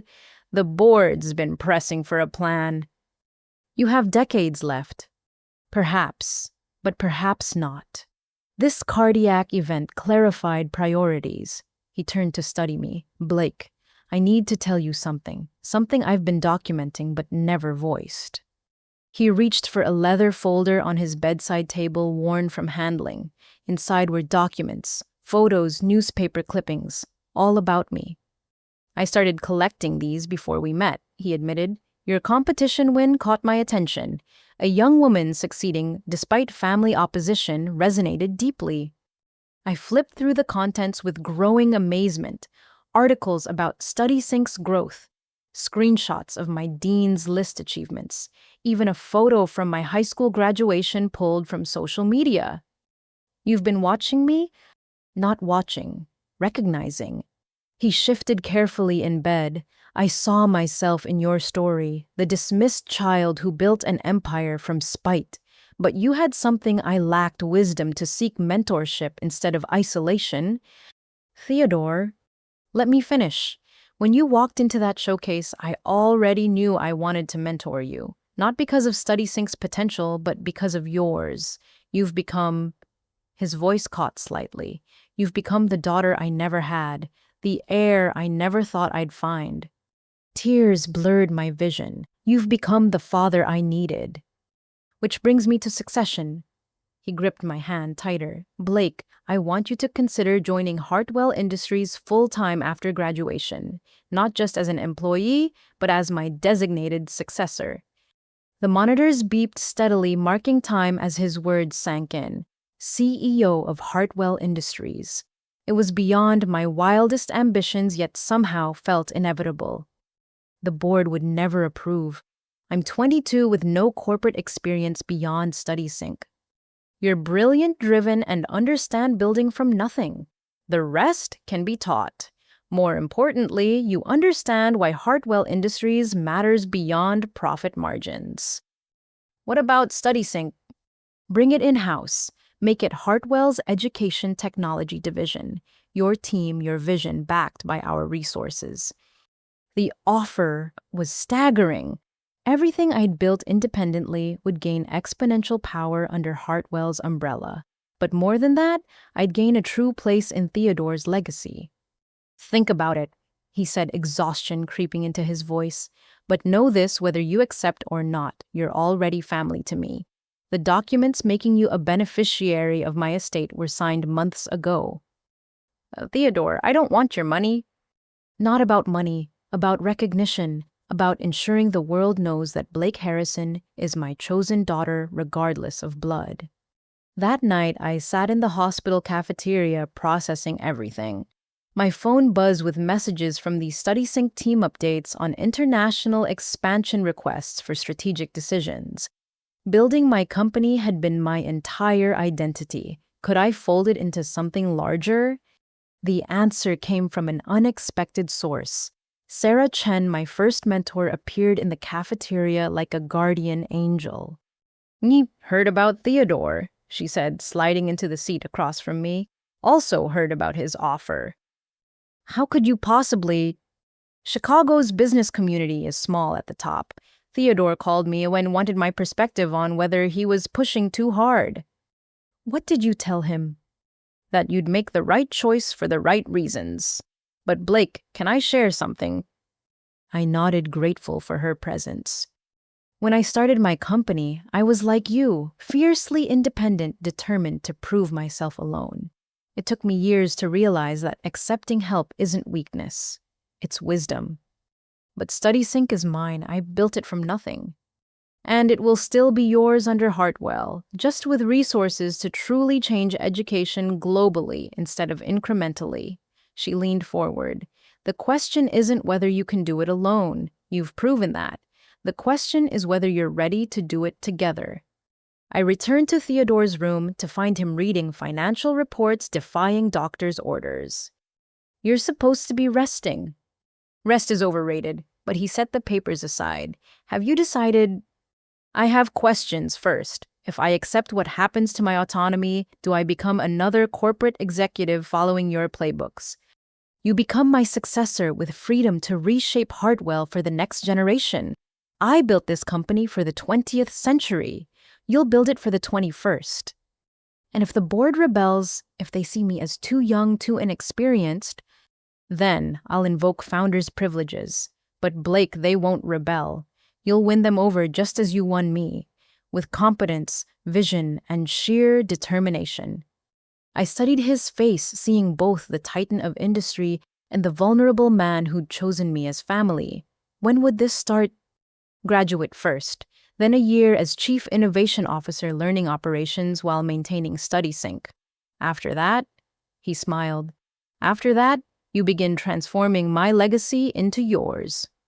"Yes," I said simply, "yes to all of it."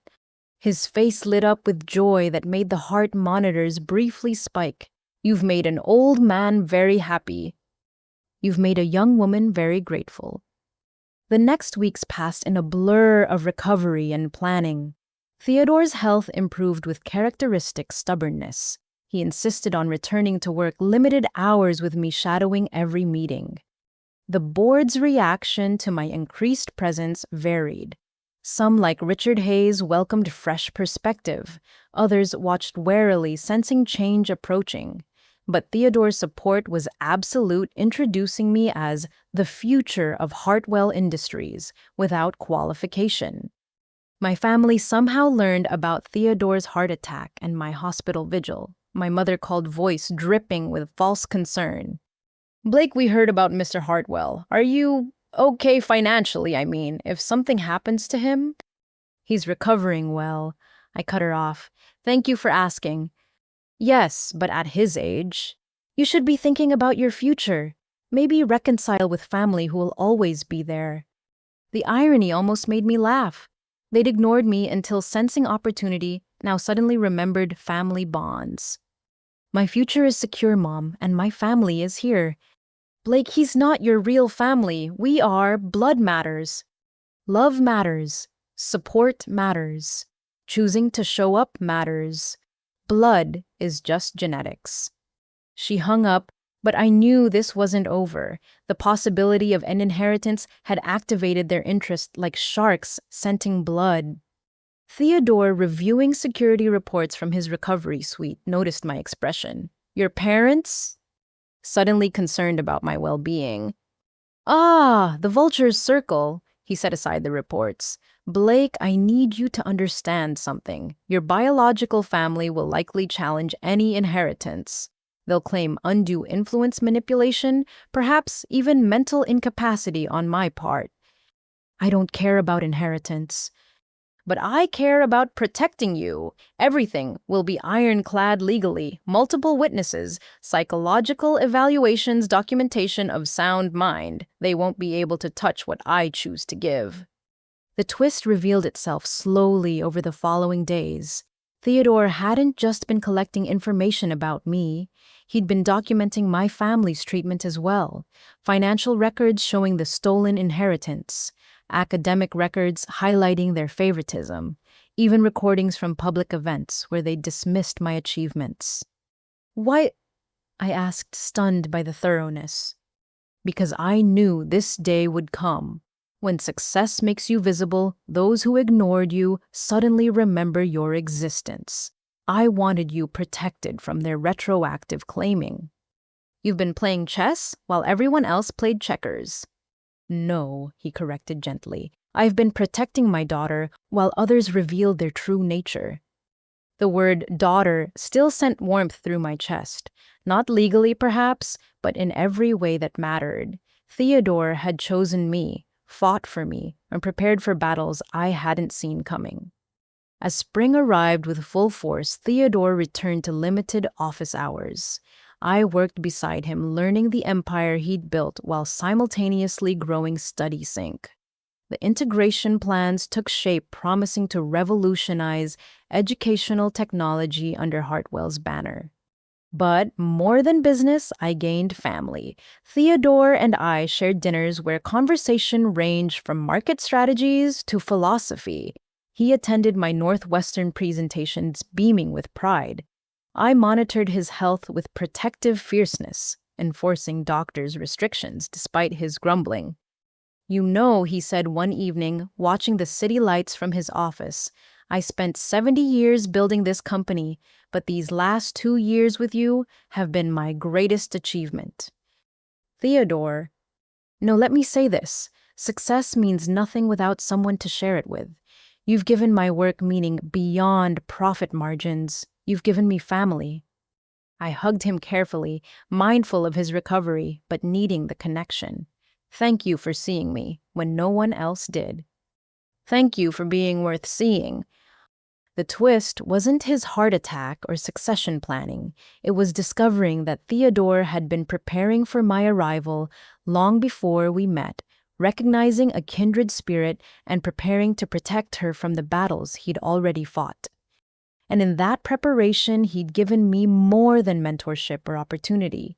He'd given me the one thing my biological family never could: unconditional belief in my worth.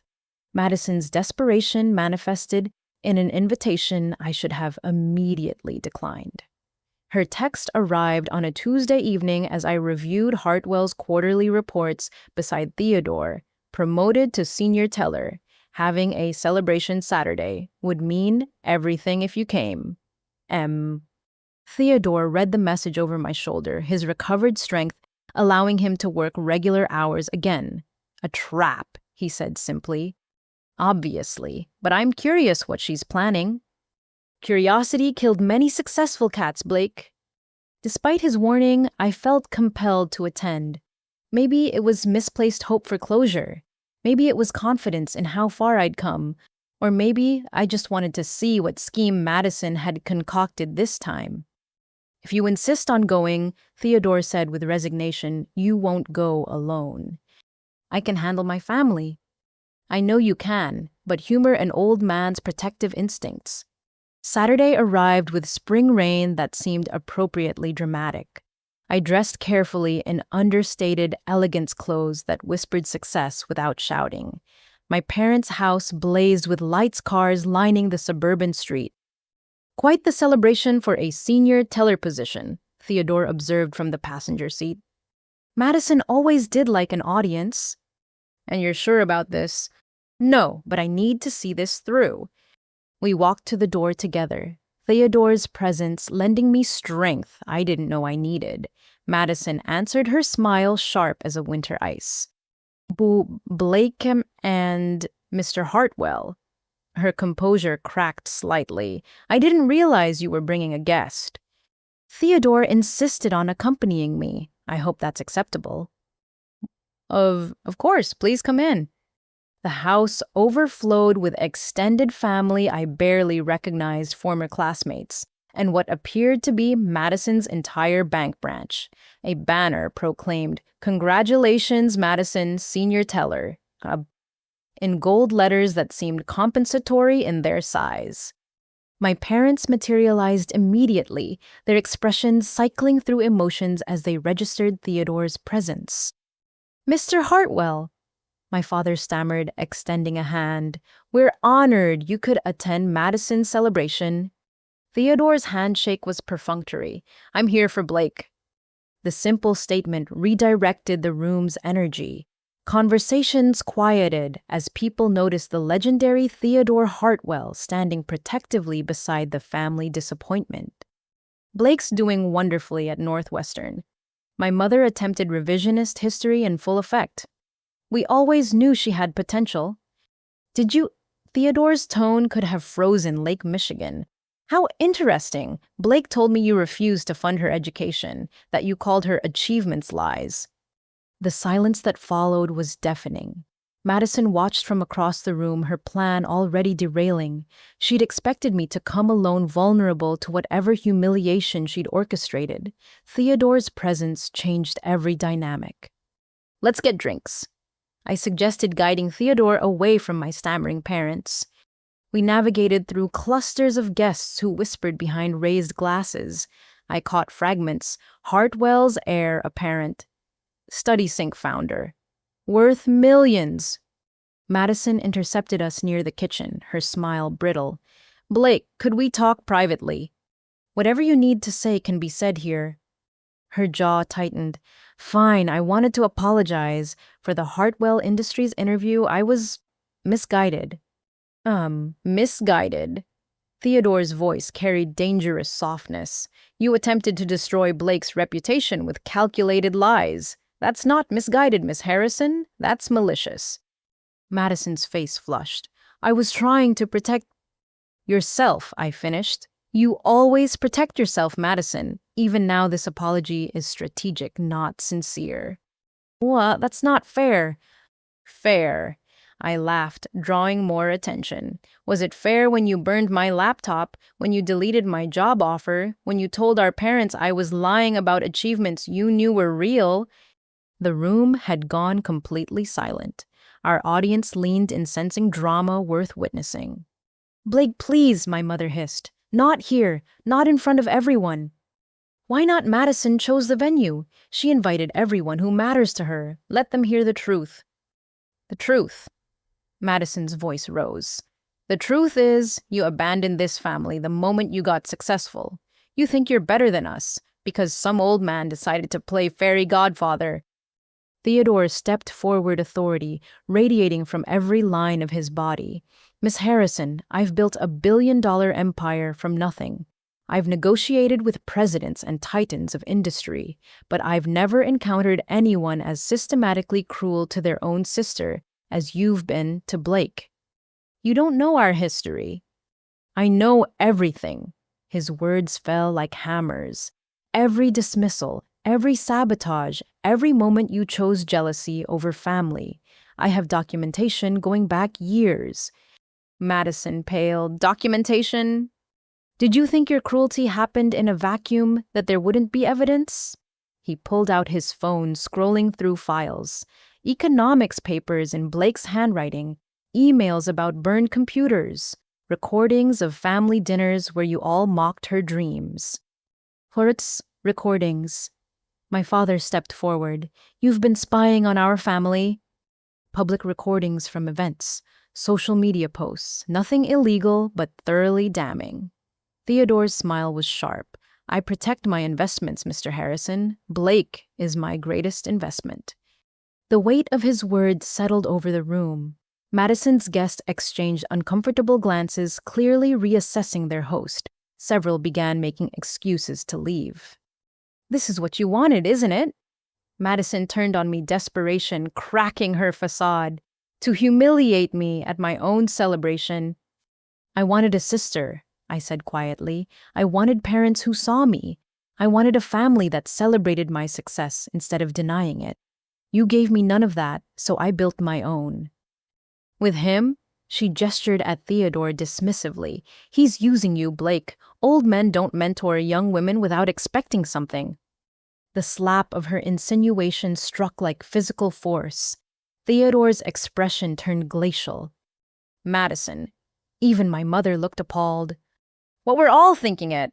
Blake goes from family nothing to corporate heir, please. You're right about one thing, Theodore said with deadly calm. I do expect something from Blake. I expect brilliance, innovation, and leadership. I expect her to transform Hartwell Industries for the next generation. I expect her to build on everything I've created and make it better. And she's exceeded every expectation. He turned to address the remaining guests. Blake Harrison built $1 million company while maintaining Dean's list grades. She's secured international partnerships and revolutionized educational technology. She did this without family support, facing active sabotage from those who should have championed her. That's why she's my chosen successor, not manipulation, merit. Successor, Madison's voice cracked. She's inheriting Hartwell Industries. Eventually, after she's proven herself through years of work and achievement, though she's already proven more in 22 years than most do in lifetime. The remaining guests fled with mumbled excuses. Madison's triumph had become a public execution of her character. My parents stood frozen, calculating the magnitude of their miscalculation. Billions. My father whispered. She's inheriting billions. She's earning it, Theodore corrected. Every day through competence and character your family failed to nurture. Madison laughed high and sharp. This is insane. Blake isn't special. She's just lucky. Right place, right time, right lonely old man. Madison, stop, I said tiredly. You've lost. Can't you see that this competition you created in your head? It's over. We both could have succeeded. You chose to make it zero-sum. Easy to be magnanimous when you've won everything. I didn't win. I survived. Then I built. There's a difference. She stared at me with naked hatred. I'll contest everything. When he dies, I'll prove manipulation. No court will believe he chose you over blood family without coercion. Madison. Our mother's horror was genuine now. What we're all thinking about inheritance anyway, might as well be honest. Theodore pulled out his phone again, ostentatiously pressing record. Please continue discussing your plans to contest my will. My lawyers will find it fascinating. Madison's face went white as she realized her mistake. Every threat, every admission of future legal challenge now documented. We should go, I told Theodore. This was a mistake. No, he disagreed. This was necessary. Now everyone knows where things stand. As we moved toward the door, my parents intercepted us. Their expressions mixed greed, regret, and calculation in nauseating combination. But Blake, my mother started, we should talk, work through our differences. Family is important. You're right, I agreed. Family is important. That's why I'm leaving with mine. Theodore and I walked out together, leaving behind the wreckage of Madison's scheme. In the car, I finally let exhaustion show. I'm sorry, I said. You warned me not to come. Don't apologize. You needed to see their true colors in full light. Now you can move forward without wondering what if. Madison will follow through on her threats. She'll challenge everything. Let her. I've faced corporate raiders and hostile takeovers. Your sister is an amateur playing professional games. He patted my hand paternally. Besides, she just gave my lawyers everything they need to prove bad faith. You were recording the whole time. Insurance, my dear. Always have insurance. We drove in comfortable silence until Theodore spoke again. You handled yourself magnificently, calm, factual, dignified, everything a future CEO should be. I wanted to scream at them, but you didn't. That's the difference between you and Madison. She acts on emotion, you act on strategy. I learned from the best. No, he corrected gently. You already had the instincts, I just helped refine them. The twist wasn't Madison's failed scheme or the public reveal of my future. It was realizing that Theodore's presence had transformed what could have been my humiliation into Madison's downfall. She'd invited witnesses to her own character assassination, creating the very documentation that would protect my inheritance from challenge. As we pulled into Hartwell Industries' parking garage, Theodore smiled with satisfaction. Your sister wanted an audience for your embarrassment. Instead, she got witnesses to your triumph. Poetic justice at its finest. She's still my sister, I said softly, despite everything I wish. I know, but wishing won't change who people choose to be. Madison chose cruelty. You chose growth. Those choices have consequences. Inside Theodore's office, we sat watching the city lights begin to twinkle. My phone buzzed with messages from relatives who'd witnessed the confrontation, suddenly interested in reconnecting with their successful cousin. I deleted them without reading. What happens now? I asked. Now you graduate next month, start full-time at Hartwell, build your division, prove to any remaining doubters that you're here on merit. He smiled warmly. In other words, you continue being extraordinary. And Madison will either learn from tonight's humiliation or escalate further. Either way, we're prepared. I thought about Madison's face when Theodore announced my succession. Beneath the anger and jealousy, I'd seen something else: recognition. She finally understood that her campaign against me had failed completely. The twist was that her own celebration became her defeat. In trying to diminish me publicly, she'd elevated me instead. Theodore's presence had transformed her trap into my triumph, and everyone who mattered had witnessed it. The aftermath of Madison's failed celebration rippled through my extended family like wildfire. Suddenly, relatives who hadn't acknowledged my existence in years flooded my phone with congratulations and dinner invitations. I ignored them all, focusing on my final weeks at Northwestern and the transition to Hartwell Industries.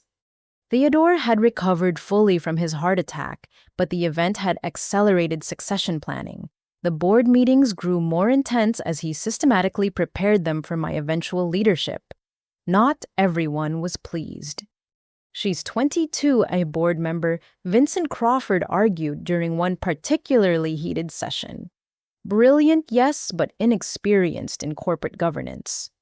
Alexander the Great conquered the known world by 25, Theodore countered. Age is less important than capability. This isn't ancient Macedonia, Vincent pressed. Shareholders expect seasoned leadership. They expect profitable leadership, Theodore corrected. Blake's StudySync integration alone will add hundreds of millions in value. I sat quietly through these debates, taking notes and learning the dynamics. Theodore had taught me that sometimes silence spoke louder than arguments. let them underestimate the quiet young woman while I studied their weaknesses. My graduation day arrived with perfect May weather. I'd invited only Theodore and my study sync team, creating my own chosen family for the milestone. But as I lined up with my classmates, I spotted an unwelcome sight in the audience: my parents, Madison, and what appeared to be a documentary film crew. "What are they doing here?" I whispered to my friend Janet. She peeked at the commotion. "Looks like they're filming something. Your sister's talking to the camera." My stomach dropped. Madison had found a new strategy for public manipulation. After the ceremony, as I posed for photos with Theodore, my family approached with their film crew in tow. The director, a sharp-faced woman with calculating eyes, thrust a microphone toward me. "Blake Harrison, I'm Rebecca Martinez, documenting the Harrison family's journey through success and challenge. Your parents tell us you've overcome significant obstacles." "No comment," I said firmly, trying to move away. My mother caught my arm. "Blake, please. This documentary is about healing our family, about showing the world how we've grown." "Grown?" I couldn't hide my incredulity. "You mean how you've grown interested in me after learning about my inheritance?" The camera captured every word. Madison stepped forward with practiced concern. "Blake, we understand you're angry, but can't you see how your success has torn our family apart? This documentary will show both sides." "Both sides." Theodore's voice cut through her performance. "There aren't two sides to systematic neglect and sabotage. There's only truth and revision." Rebecca's eyes lit up at the drama. "Mr. Hartwell, as someone who's inserted himself into this family's dynamics." "I didn't insert myself anywhere," Theodore said coldly. "I recognized talent that was being wasted and offered mentorship. If that threatens the Harrisons, perhaps they should examine why."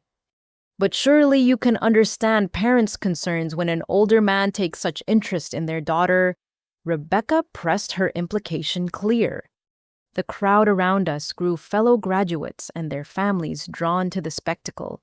I felt exposed, my achievement day hijacked by Madison's latest scheme.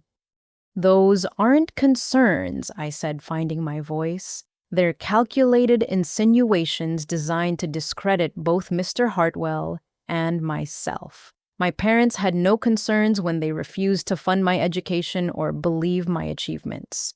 They only developed concerns when success made me valuable." "Blake, that's not fair," my father interjected. "We've always wanted what's best for you." "Really? Was it best when you gave Madison my grandmother's inheritance, when you called me a liar about the business competition, when you said I should settle for community college because I lacked Madison's gifts?" The camera captured his flustered response, my mother's attempts at damage control, Madison's barely concealed satisfaction at the chaos. But Theodore changed everything. With a simple gesture, he pulled out his phone and began recording them in return. "If we're documenting truth," he announced, "let's document all of it. Rebecca Martinez, are you aware your subjects attempted to claim Blake stole money to fund her education, that Madison Harrison committed academic fraud using Blake's work, that this family systematically isolated and undermined one daughter while elevating another?" Rebecca's confidence wavered. "We're telling the Harrisons' story." "No, you're enabling their revisionist propaganda. But please continue. My legal team loves evidence of defamation." The film crew exchanged nervous glances. Suddenly, their documentary subjects seemed less sympathetic and more litigious.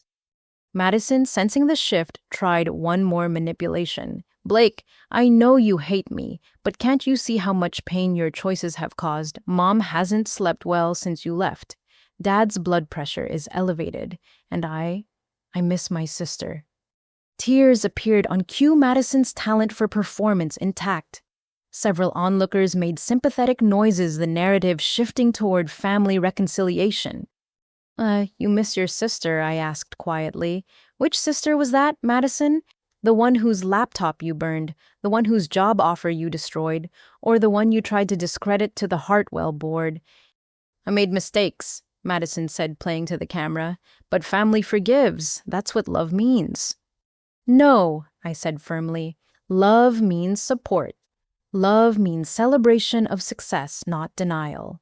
Love means building each other up, not tearing each other down. You've never loved me, Madison. You've only loved being the only star in our parents' sky. Theodore stepped closer, his presence a shield. This conversation is over. Blake has a celebration to attend with people who actually support her. But my mother played one last card, her voice carrying across the gathered crowd. Blake, if you walk away now, you're walking away forever.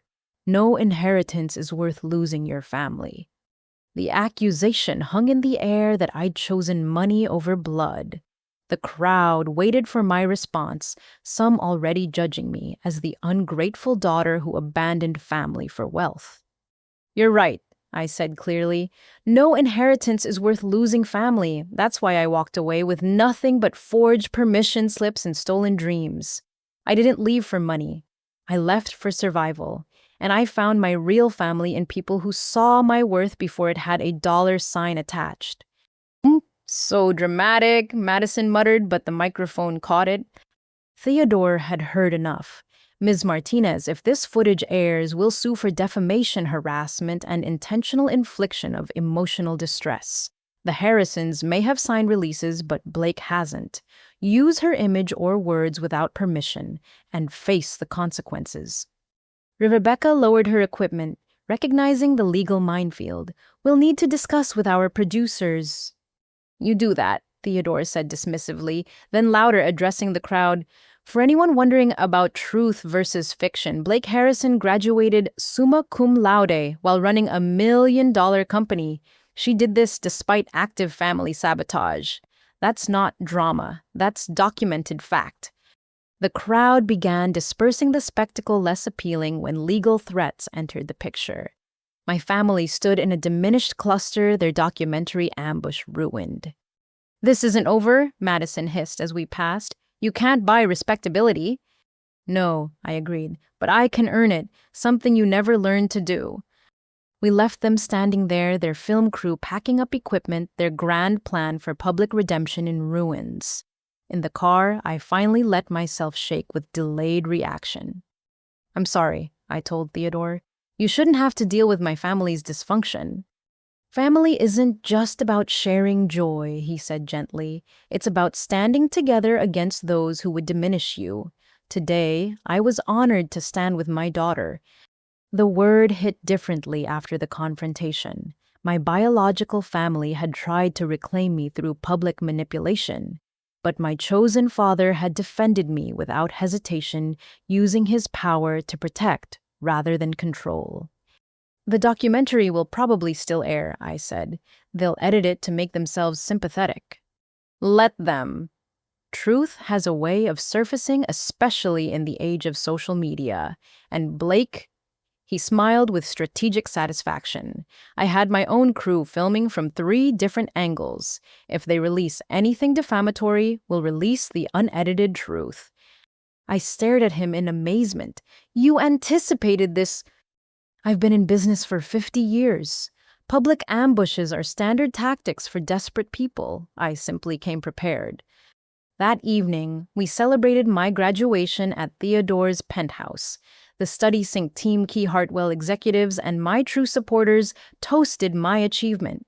No cameras, no manipulation, no false tears. Just genuine pride in how far I'd come. Sarah Chen raised her glass. To Blake Harrison, who built her future without permission and succeeded without approval. To Blake. Theodore added, who taught an old man that family isn't about blood, it's about choice. As Chicago glittered below us, I thought about my biological family, probably strategizing their next attack. The public humiliation had backfired spectacularly, their attempt to paint me as an ungrateful daughter, revealing them as opportunistic manipulators.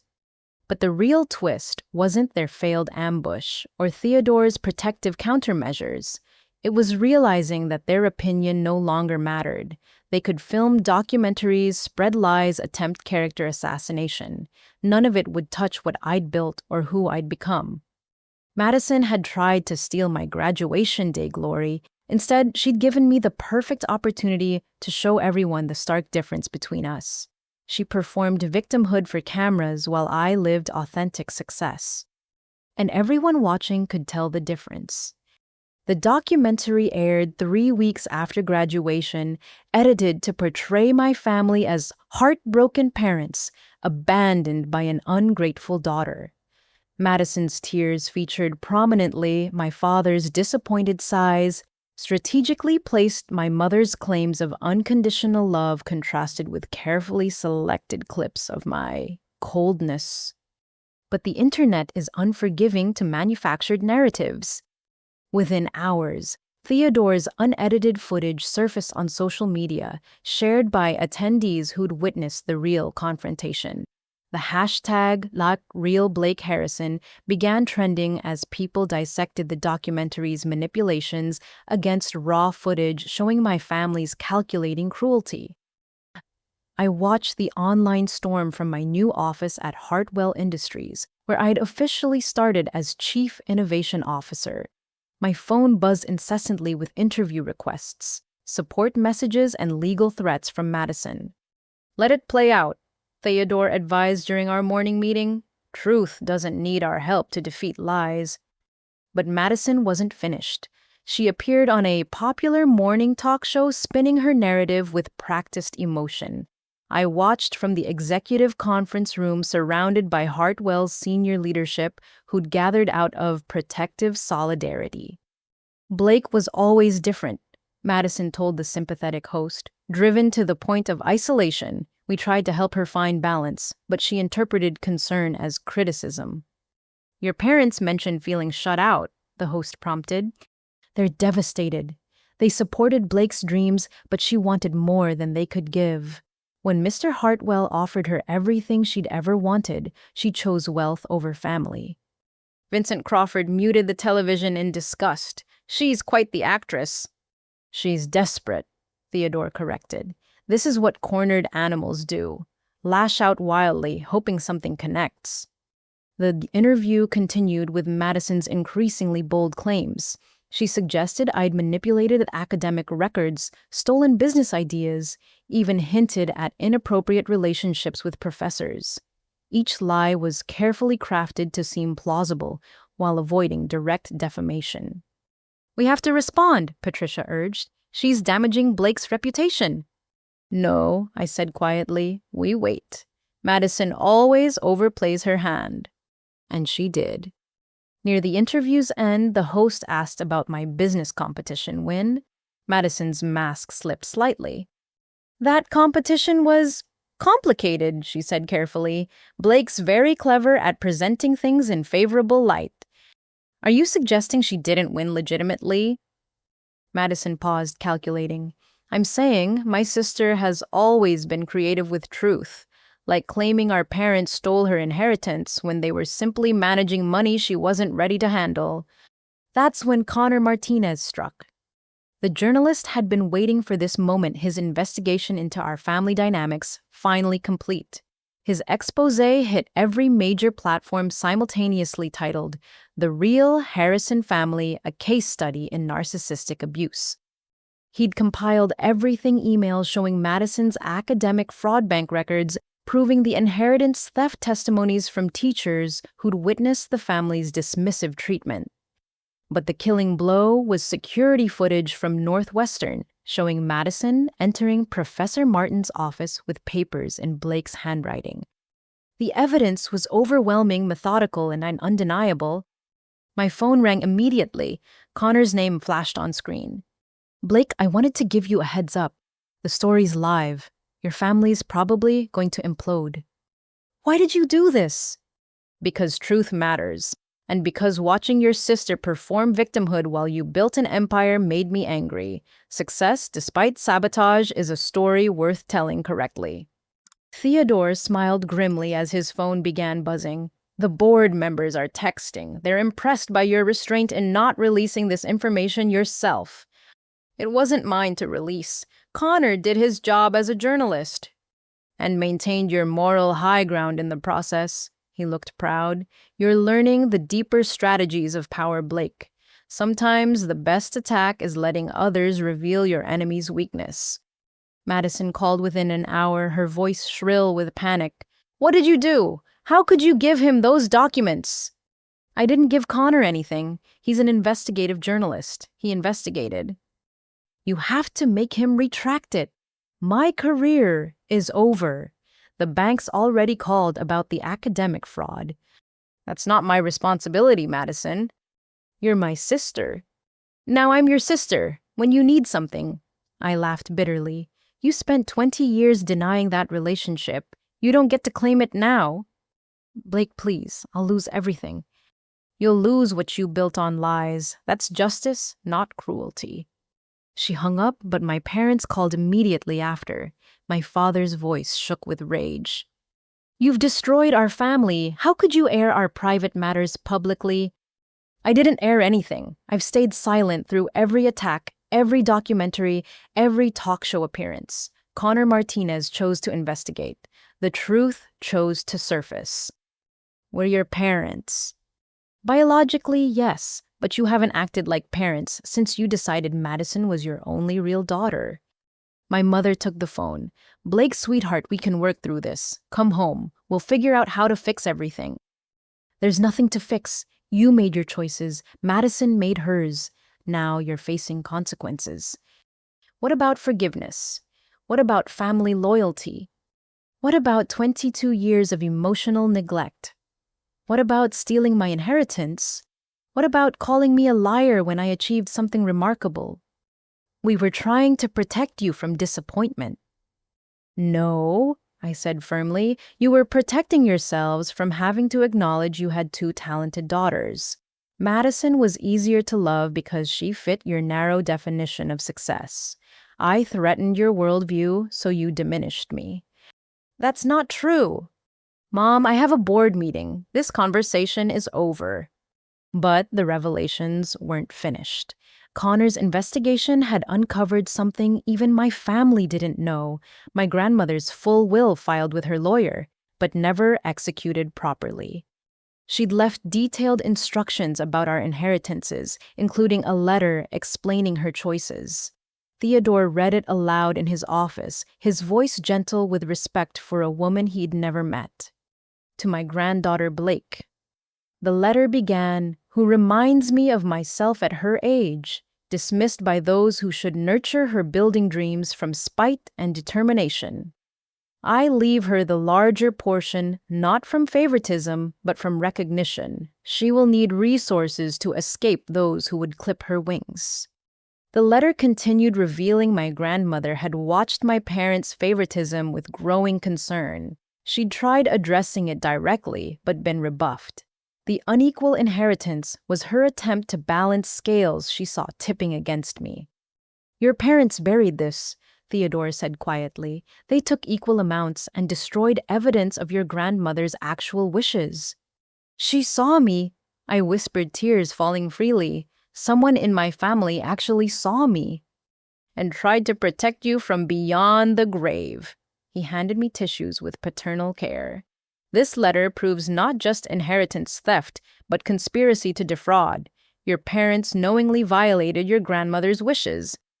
I don't want to pursue it. I don't need their money now. But you might want this. He showed me the letter's final paragraph. Blake will succeed despite her family, not because of them.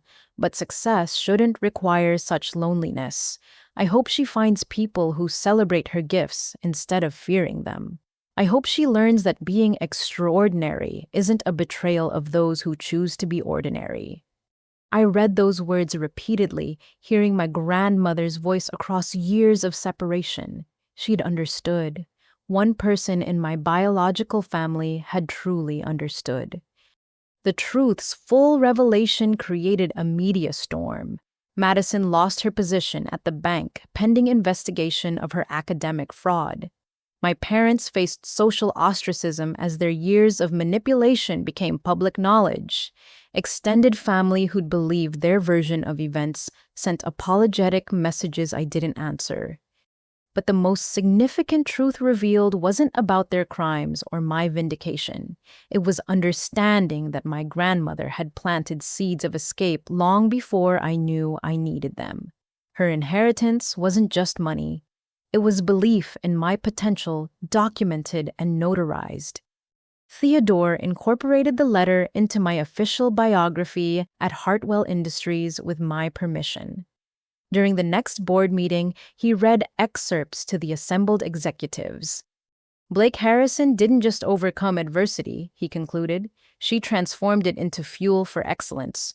Her grandmother recognized this potential. I recognized it. Soon the entire business world will recognize it. Vincent Crawford, who'd been skeptical of my youth, stood to applaud. Others followed the boardroom, filling with approval from people who'd witnessed my journey from betrayed daughter to rising executive. That's the truth.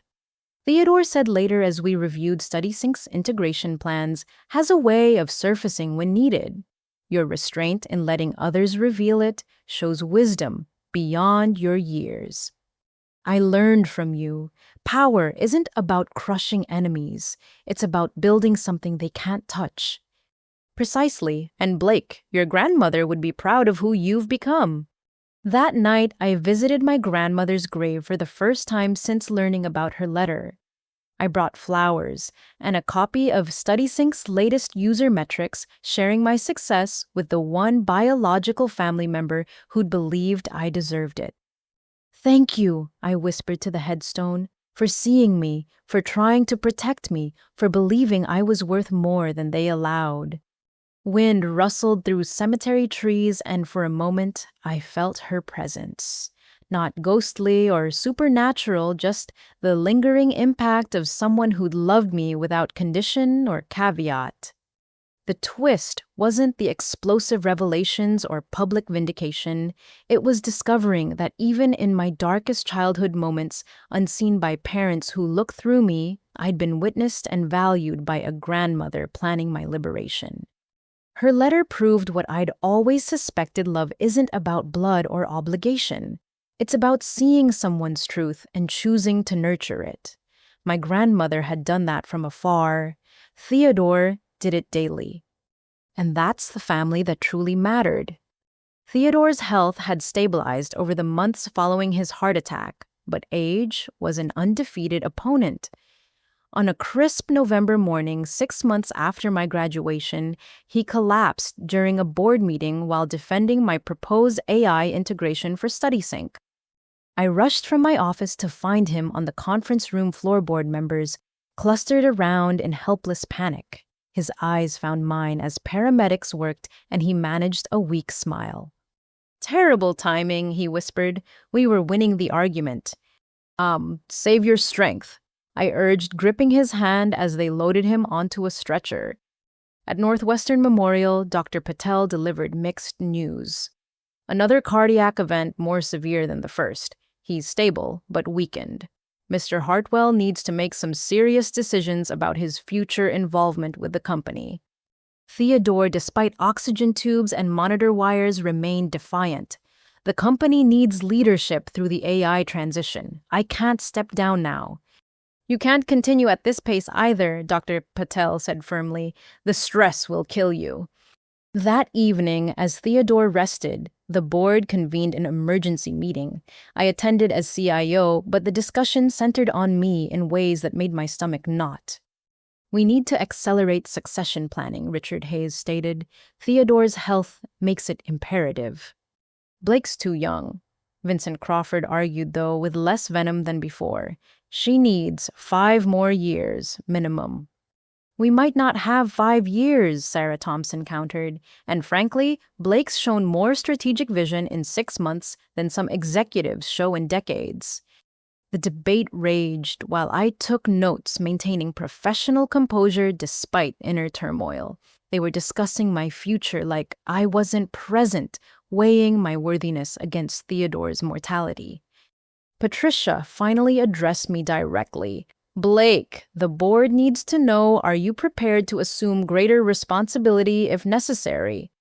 I'm prepared to do whatever Hartwell Industries needs, I replied carefully. But Theodore's health comes first. The company survived before either of us and will survive after. Get diplomatic, Vincent observed, but we need concrete answers. If Theodore can't return full-time, would you accept an accelerated promotion to president with CEO succession within 2 years? The room held its breath. This was the test, not just of my ambition, but of my readiness to lead people who still saw me as an interloper. I'd need the board's genuine support, not grudging acceptance, I said. Leading Hartwell Industries isn't just about vision or strategy, it's about unity.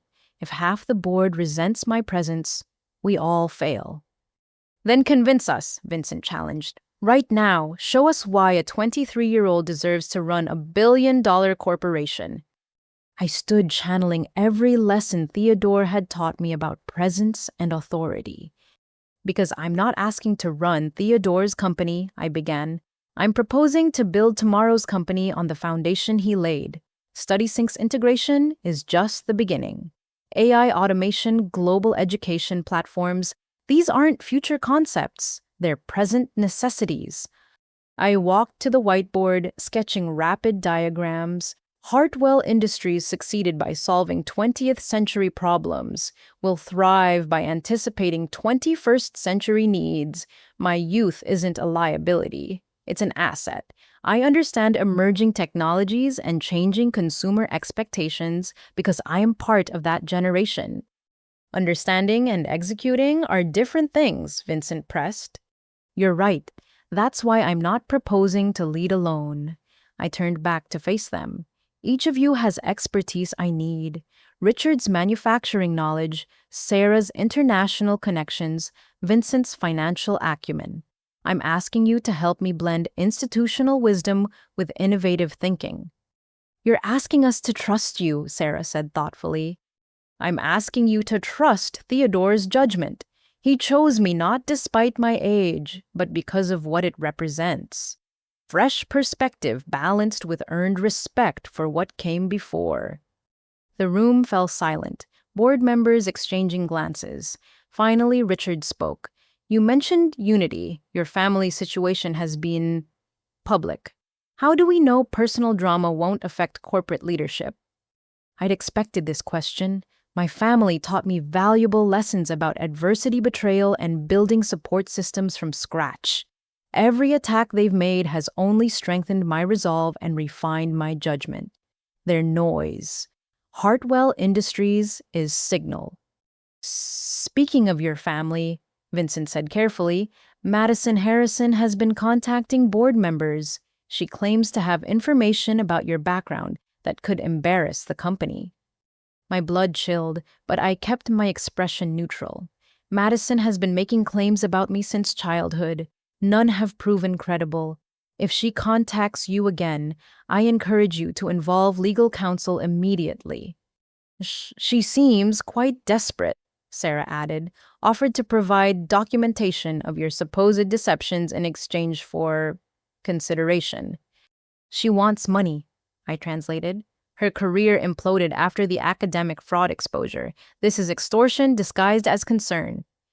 Our thoughts exactly, Richard agreed. We've already directed her to cease contact, but it raises questions about ongoing liabilities.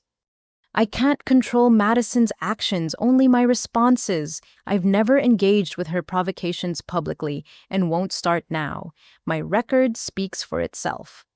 The meeting continued for 2 more hours, board members grilling me on everything from 5-year projections to handling hostile takeovers. I answered with increasing confidence, feeling the room's energy shift from skepticism to consideration. Finally, Vincent called for a preliminary vote on accelerated succession planning. The result, unanimous approval to develop a 2-year CEO transition with me as president effective immediately if Theodore couldn't return full-time. I left the boardroom exhausted but oddly exhilarated. The test wasn't over. It had just begun. But I'd cleared the first hurdle through preparation and authenticity rather than politics or manipulation. Theodore was awake when I reached his hospital room looking fragile but alert. How did it go? He asked immediately. Unanimous approval for accelerated succession. President now if you can't return CEO within 2 years. His face lit up with pride that made the monitors beep faster. I knew you were ready. Vincent asked the hardest questions but voted yes. They all did.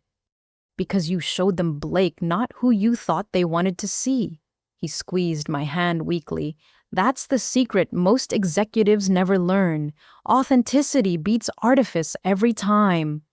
Madison's been contacting board members, trying to sell dirt on me. His expression hardened. I'll handle that. Even from a hospital bed, I have resources she can't imagine. No, I said firmly. This is my test to pass.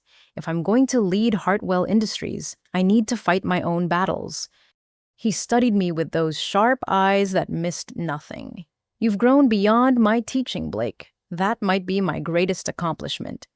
A knock interrupted us. Vincent Crawford entered looking uncomfortable but determined. Blake, Mr. Hartwell. He nodded to each of us. I wanted to speak privately. My questions during the board meeting weren't personal. I needed to see how you'd handle pressure. I understand, I replied. No, I don't think you do. He moved closer. 20 years ago, I was the young executive everyone doubted. Theodore took a chance on me when others saw only my age. I owed you the same rigorous testing he gave me. And Theodore prompted. And she passed with flying colors. Blake, you have my full support. More than that, you have my respect. Your sister's harassment only proves how threatened mediocrity feels by genuine talent. The endorsement from my biggest skeptic meant more than unanimous votes. Vincent had tested me not from malice, but from memory, ensuring I could handle what he'd once faced. After he left, Theodore and I sat in comfortable silence. The heart monitor beeped steadily, marking time that suddenly felt precious. I'm scared, I admitted quietly, not of the responsibility, but of doing it without you. I'm not going anywhere yet, he assured me, but Blake, you haven't needed me for months. You've been leading without realizing it. I've just been enjoying the view. You gave me everything. No, I gave you opportunity. You built everything else yourself. He shifted carefully in bed. Promise me something. When you're CEO, don't try to be me. Be Blake Harrison, the woman who built success from spite and transformed it into something beautiful. I promise. Good. Now go home and rest. Tomorrow you become president of Hartwell Industries. You'll need your strength for the announcement. I kissed his forehead gently, this man who'd become more father than mentor. As I left the hospital, my phone buzzed with another unknown number. Madison's voice filled my voicemail, slurring slightly. You think you've won, Blake. You think that old man's money makes you special. I know things. Things that will ruin you. Call me back or I go public with everything. I deleted the message without returning the call. Madison could threaten all she wanted. Tomorrow, I would stand before Hartwell Industries as president, validated by people who tested my worth against the highest standards. The ultimate test wasn't convincing the board or handling family harassment. It was believing I deserved success without Theodore's constant validation. He'd given me roots, but I'd grown my own wings. And tomorrow, I would soar. The morning of my presidential announcement arrived with Madison's final desperate gambit. She'd released a tell-all video on social media claiming intimate knowledge of my deceptions and Theodore's manipulation. The production was polished, her delivery compelling, and the lies woven with just enough truth to seem plausible. Blake Harrison is not who she claims to be. Madison stared directly into the camera, tears glistening. As her sister, I watched her construct elaborate fantasies to impress a vulnerable elderly man. Theodore Hartwell thinks he's mentoring a prodigy. In reality, he's being exploited by a master manipulator who learned from our parents' financial struggles how to target wealthy benefactors. She presented carefully edited emails, context-less screenshots, and dramatic interpretations of childhood events. To someone without background knowledge, it painted a damning picture of calculated gold digging. I watched from my apartment as the video gained traction shared by business rivals and gossip blogs eager for scandal. My phone exploded with calls from journalists, board members, and PR crisis managers. Theodore called from his hospital bed, his voice stronger than recent days. "Don't respond yet. Come here first." I found him sitting up, surrounded by legal documents and electronic devices. Despite his condition, strategic fire burned in his eyes. "Madison just made a fatal error," he said without preamble. "She's crossed from nuisance to legal liability. Defamation, tortious interference, intentional infliction of emotional distress. My lawyers are salivating. Suing her won't change public perception." "No, but the truth will. And Blake, it's time for the whole truth." He handed me a folder I'd never seen before. Inside were documents dating back 3 years, including private investigator reports, psychological evaluations, and financial audits. "You had me investigated before I ever spoke to you. After Connor's first article about your family dynamics, I needed to understand who you really were." He smiled at my shocked expression. "Every successful person has enemies eager to spread lies. I wanted to know which vulnerabilities were real and which were manufactured. And I found a young woman even more remarkable than her achievement suggested. No hidden scandals, no pattern of manipulation, just systematic abuse overcome through sheer determination. The investigation became protection, documenting truth before anyone could distort it." I read through the file with growing amazement. Theodore had anticipated every possible attack, gathering evidence that refuted Madison's claims before she'd even made them. "The board knows about this. Select members do. They insisted on due diligence before supporting your succession. Blake, everyone who matters already knows the truth. Madison's video is desperate noise from someone facing bankruptcy and criminal charges. But the public will see our response shortly." He pulled up a tablet showing a press conference setup at Hartwell Industries. "The board is waiting. This isn't just your presidential announcement anymore. It's your trial by fire." An hour later, I stood before a room packed with journalists, board members, and employees. Madison's video played on screens behind me, her accusations echoing through the space. I let it run completely, every poisonous word hanging in the air. When it ended, I stepped to the microphone. "My sister Madison is right about one thing: Blake Harrison isn't who she claims to be." I paused, letting murmurs ripple through the crowd. "Blake Harrison is more." I clicked to my first slide bank record showing my lemonade stand profits at age 8. I built my first business while Madison practiced violin. Not because I was greedy, but because I was invisible. Success became my way of existing in a family that looked through me. More slides competition, certificates, study sync metrics, academic achievements. Each one time-stamped, verified, undeniable. Madison claims I manipulated Theodore Hartwell. The truth is simpler: he saw potential my family refused to acknowledge. He mentored me the same way he's mentored dozens of executives with wisdom and boundaries. Vincent Crawford stood from the board section. "May I speak?" I nodded, uncertain what my former skeptic would say. I've reviewed every interaction between Blake Harrison and Theodore Hartwell. I've examined financial records, analyzed business decisions, investigated every claim Madison Harrison has made. My conclusion: Blake earned every opportunity through merit.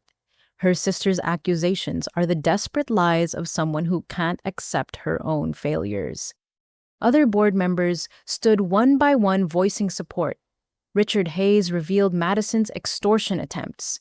Sarah Thompson shared recordings of Madison offering to destroy Blake for the right price.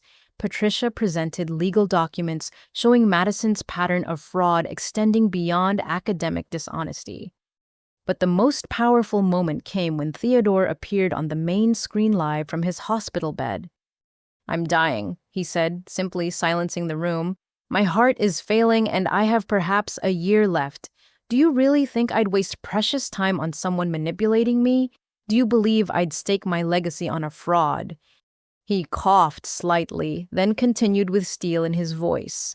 Blake Harrison is my chosen successor because she embodies everything Hartwell Industries needs for the future: intelligence, integrity, and the strength to build rather than tear down. Her sister's attacks only prove how threatening excellence is to mediocrity. As for claims of inappropriate relationships, his eyes flashed dangerously. Anyone suggesting impropriety between mentor and student reveals more about their own mind than our reality. I'm 74 years old. Blake is 23. I'm her teacher, her champion, her chosen family. Nothing more needs explaining to those with clean hearts. The feed ended, leaving crystalline silence. I returned to the microphone, voice steady despite churning emotions. The board asked me to respond to my sister's video before accepting the presidency. I've done that with truth, evidence, and testimonials from people whose opinions matter. But ultimately, you'll each decide what to believe. I looked directly into the main camera, knowing Madison would be watching. Madison, you've spent years trying to diminish me. First through mockery, then sabotage, now public lies. It hasn't worked. It will never work. Because I'm not building my life in opposition to you. I'm building it despite you. Wanid. To our employees, partners, and shareholders, I accept the position of president of Hartwell Industries with full commitment to our future. My youth brings fresh perspective. My experience, though different from traditional paths, has prepared me for challenges ahead. Together, we'll transform this company for generations to come. The room erupted in applause, but I raised a hand for silence. One more thing needed saying. To those wondering about Theodore Hartwell's succession plan, he's not going anywhere yet.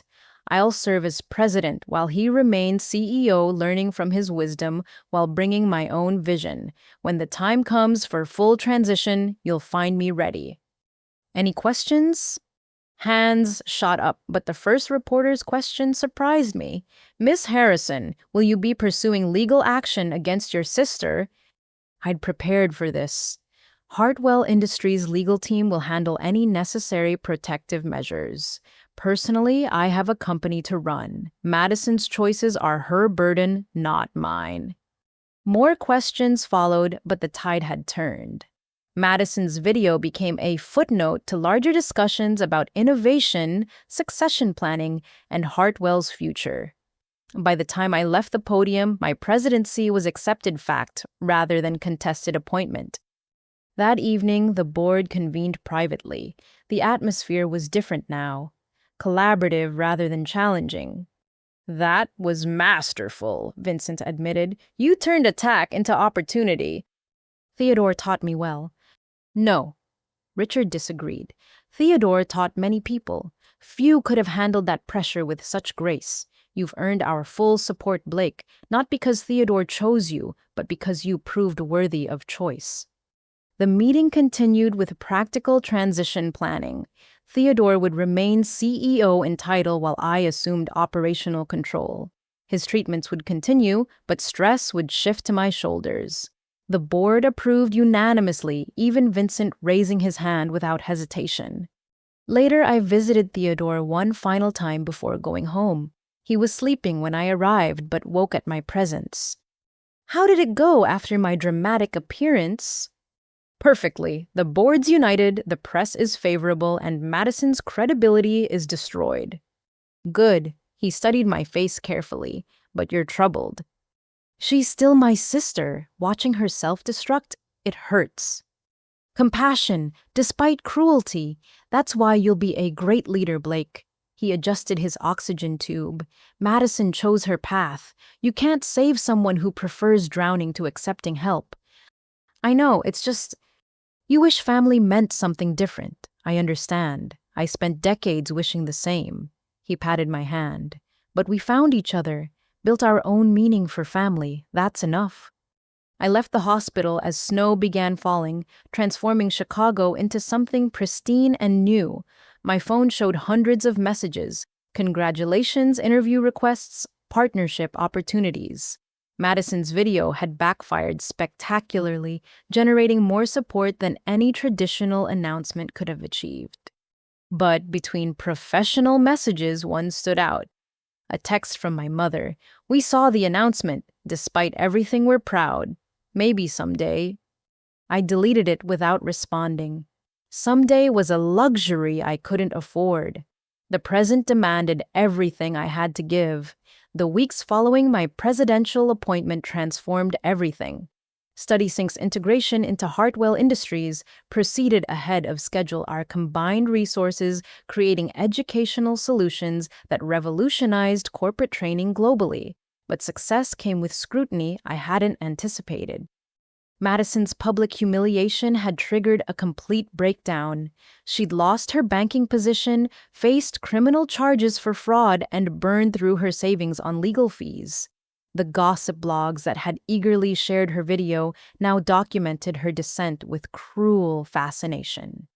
Blake Harrison's sister, arrested for public intoxication. Madison Harrison files bankruptcy. From golden child to cautionary tale, the other Harrison sister. I avoided these articles, focusing on work while my family imploded in spectacular fashion, but they wouldn't let me escape entirely. My father appeared at Hartwell Industries on a gray Thursday morning, looking older than his years. Security called up uncertain whether to allow him entry. Send him to conference room seat, I instructed. I'll give him 10 minutes.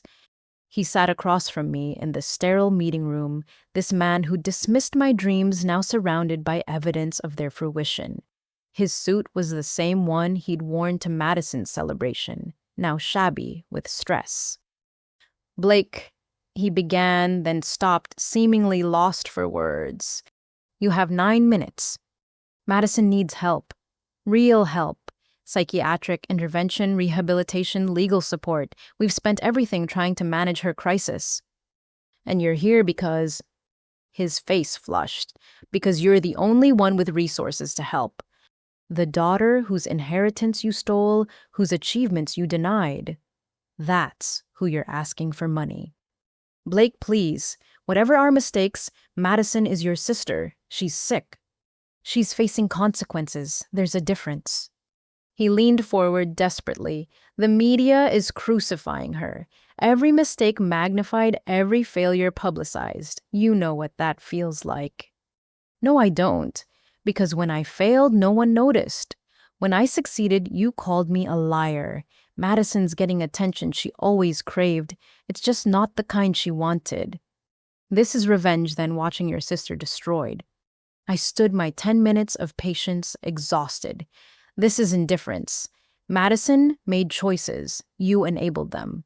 Now you're all living with consequences while I'm living my life. Security will escort you out. He left with bitter words about family obligation, but I'd already returned to quarterly projections. Theodore had warned me this would happen, success making me valuable to people who deemed me worthless.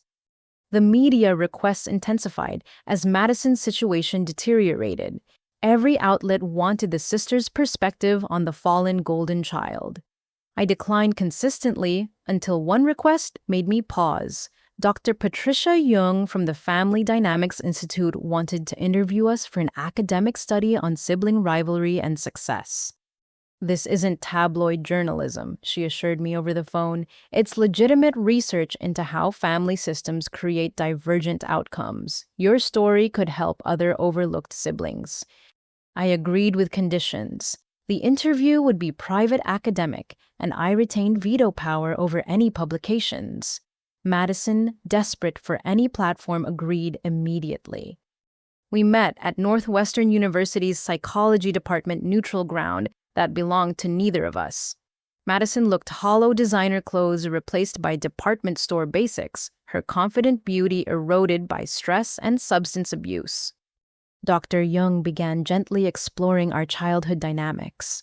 For the first hour, Madison maintained her victim narrative, while I provided factual corrections. But as Dr. Young probed deeper, something shifted. Madison, when did you first feel Blake was a threat? She wasn't a threat, Madison insisted. She was just always there, with her little business games and constant need for attention. But you were getting the attention. Your parents focused on your music, your achievements. What threatened you about Blake's activities? Madison fell silent, then spoke with unexpected honesty. She didn't need them. Even at 8, she was building something without their approval. I needed their validation for everything. Blake just existed independently. And that frightened you. It infuriated me. I practiced hours daily for scraps of praise. She scribbled in notebooks and found satisfaction alone. It wasn't fair. Dr. Young turned to me. Blake, how did Madison's hostility affect your development? It freed me, I answered truthfully. When your family sees you as competition rather than kin, you stop seeking their approval. Madison's cruelty taught me to find validation internally. So you're grateful. No, I'm successful despite her, not because of her. There's a difference between silver linings and gratitude for abuse. The session continued for 3 hours, excavating years of buried dynamics. Madison admitted to destroying my laptop out of fear I'd eclipse her. I revealed the isolation of achieving without witnesses. Neither of us cried, but the air grew thick with unspoken grief. One final question, Dr. Young said. If you could redesign your childhood, would you choose to be sisters? No, we said simultaneously, then looked at each other in surprise. We're too different, Madison explained. Blake builds, I perform. She creates, I compete. In another family, maybe we could have coexisted. In ours, we were destined for collision. I agree, I added. Madison needed to be special. I needed to be seen. Only one was possible in our family structure.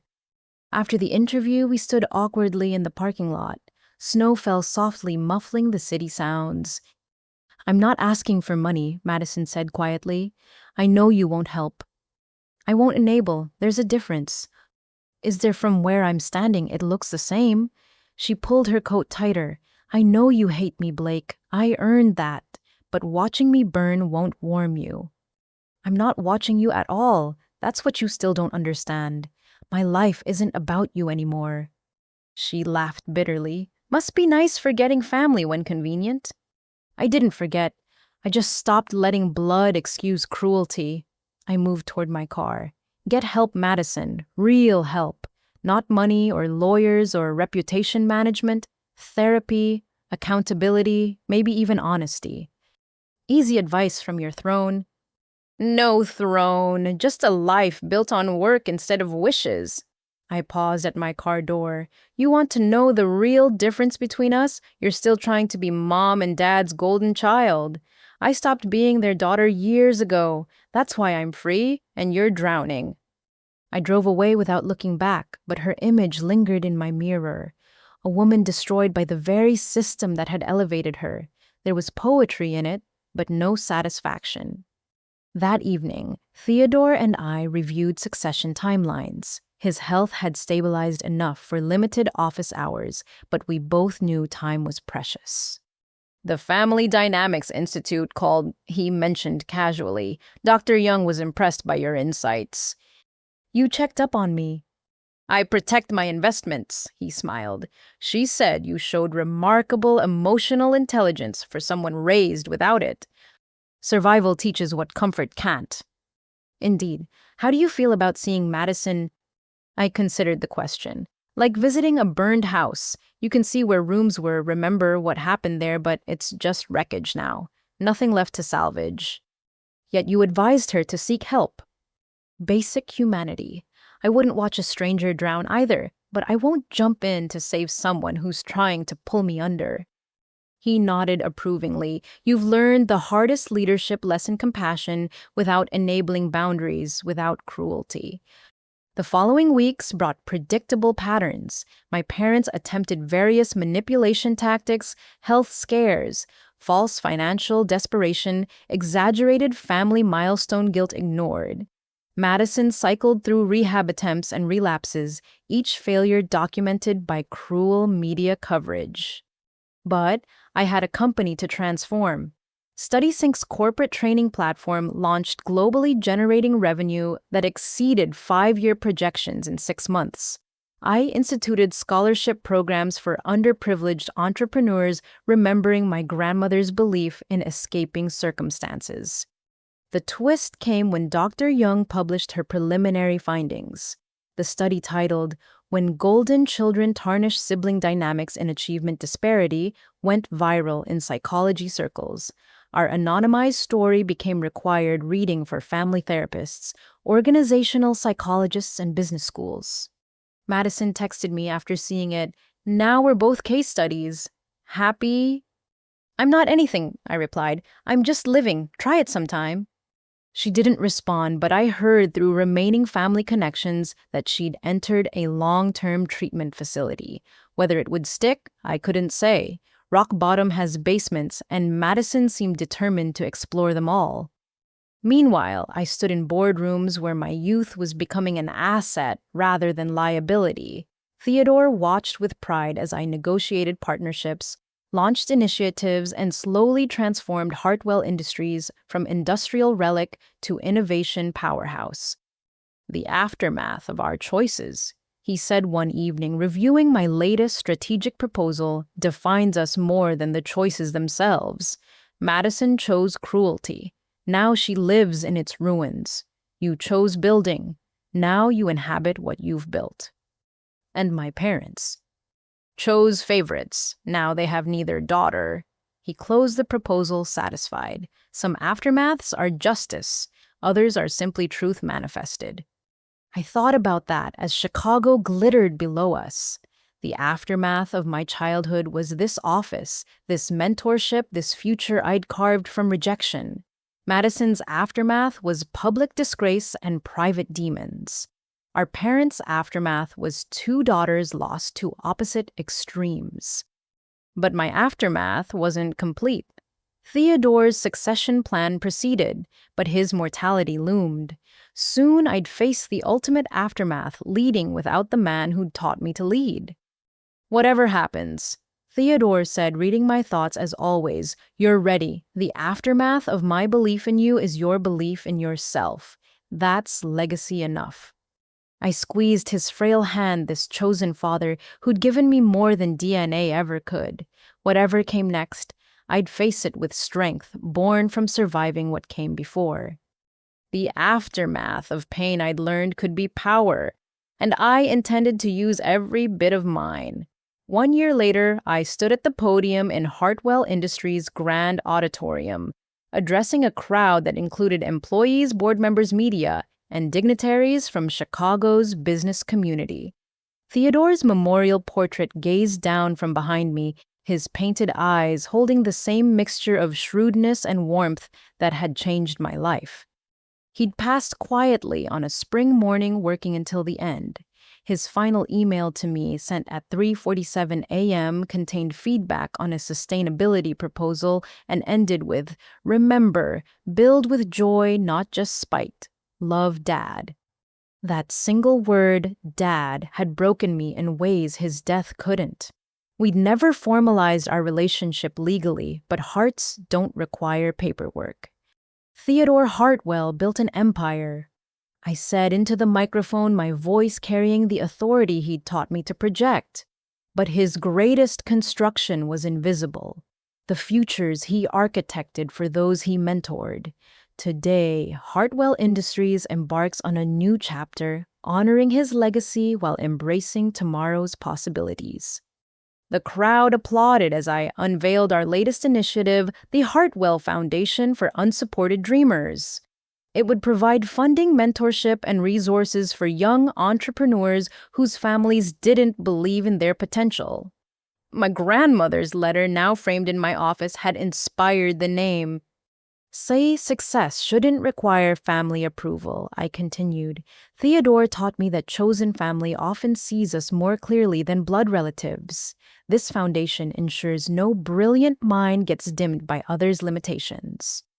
As I spoke about the foundation's structure, my eyes caught movement in the back row. My parents sat together, aged beyond their years, watching their younger daughter command a room of powerful people. Beside them, Madison fidgeted in clothes that suggested recent rehab completion. Simple, clean, carefully modest. I hadn't invited them, but I wasn't surprised they'd come. The presentation concluded with a video tribute to Theodore featuring testimonials from the many lives he'd touched. When my segment played, describing how he'd seen potential where others saw problems, I noticed Madison wiping her eyes. After the ceremony, I mingled with guests accepting condolences and discussing future plans. The new board, now fully supportive under my leadership, radiated confidence in Hartwell's direction. We'd posted record profits while implementing progressive policies that would have seemed impossible 2 years ago. Blake. I turned to find my family approaching hesitantly. Madison looked healthier than our last encounter, though fragility clung to her edges. My parents flanked her protectively, their body language screaming discomfort. "Thank you for coming," I said neutrally. "It was a beautiful tribute," my mother offered. "Mr. Hartwell would have been proud." He was proud. He told me so every day. An awkward silence stretched between us. Madison finally spoke, her voice lacking its usual sharp edges. "The foundation? Will it help people like people like you were destroying others out of insecurity, sabotaging siblings who threaten our self-image?" She met my eyes directly. "Treatment taught me I wasn't special. I was sick. There's a difference. The foundation helps builders, not destroyers. But recovery is a form of building, I suppose." "I'm trying," she said simply. "Not for you or them. For me, finally doing something without an audience." I studied my sister, searching for manipulation tactics, but finding something else: exhaustion with her own patterns. Rock bottom had taught what privilege couldn't. "Good," I said, meaning it. "Building for yourself is where real life begins." My father cleared his throat. "Blake, we know apologizing is insufficient, but we need you to understand." "I understand perfectly. You made choices based on your values and perceptions. Those choices had consequences. We're all living with them." I checked my watch. "If you'll excuse me, I have a board dinner to attend." "Blake, wait." My mother's desperation broke through. "We're your parents. Doesn't that mean anything?" I paused, Theodore's lessons echoing in my mind. Compassion without enabling, boundaries without cruelty. "It means I wish you well from a distance. It means I hope you find peace with your choices.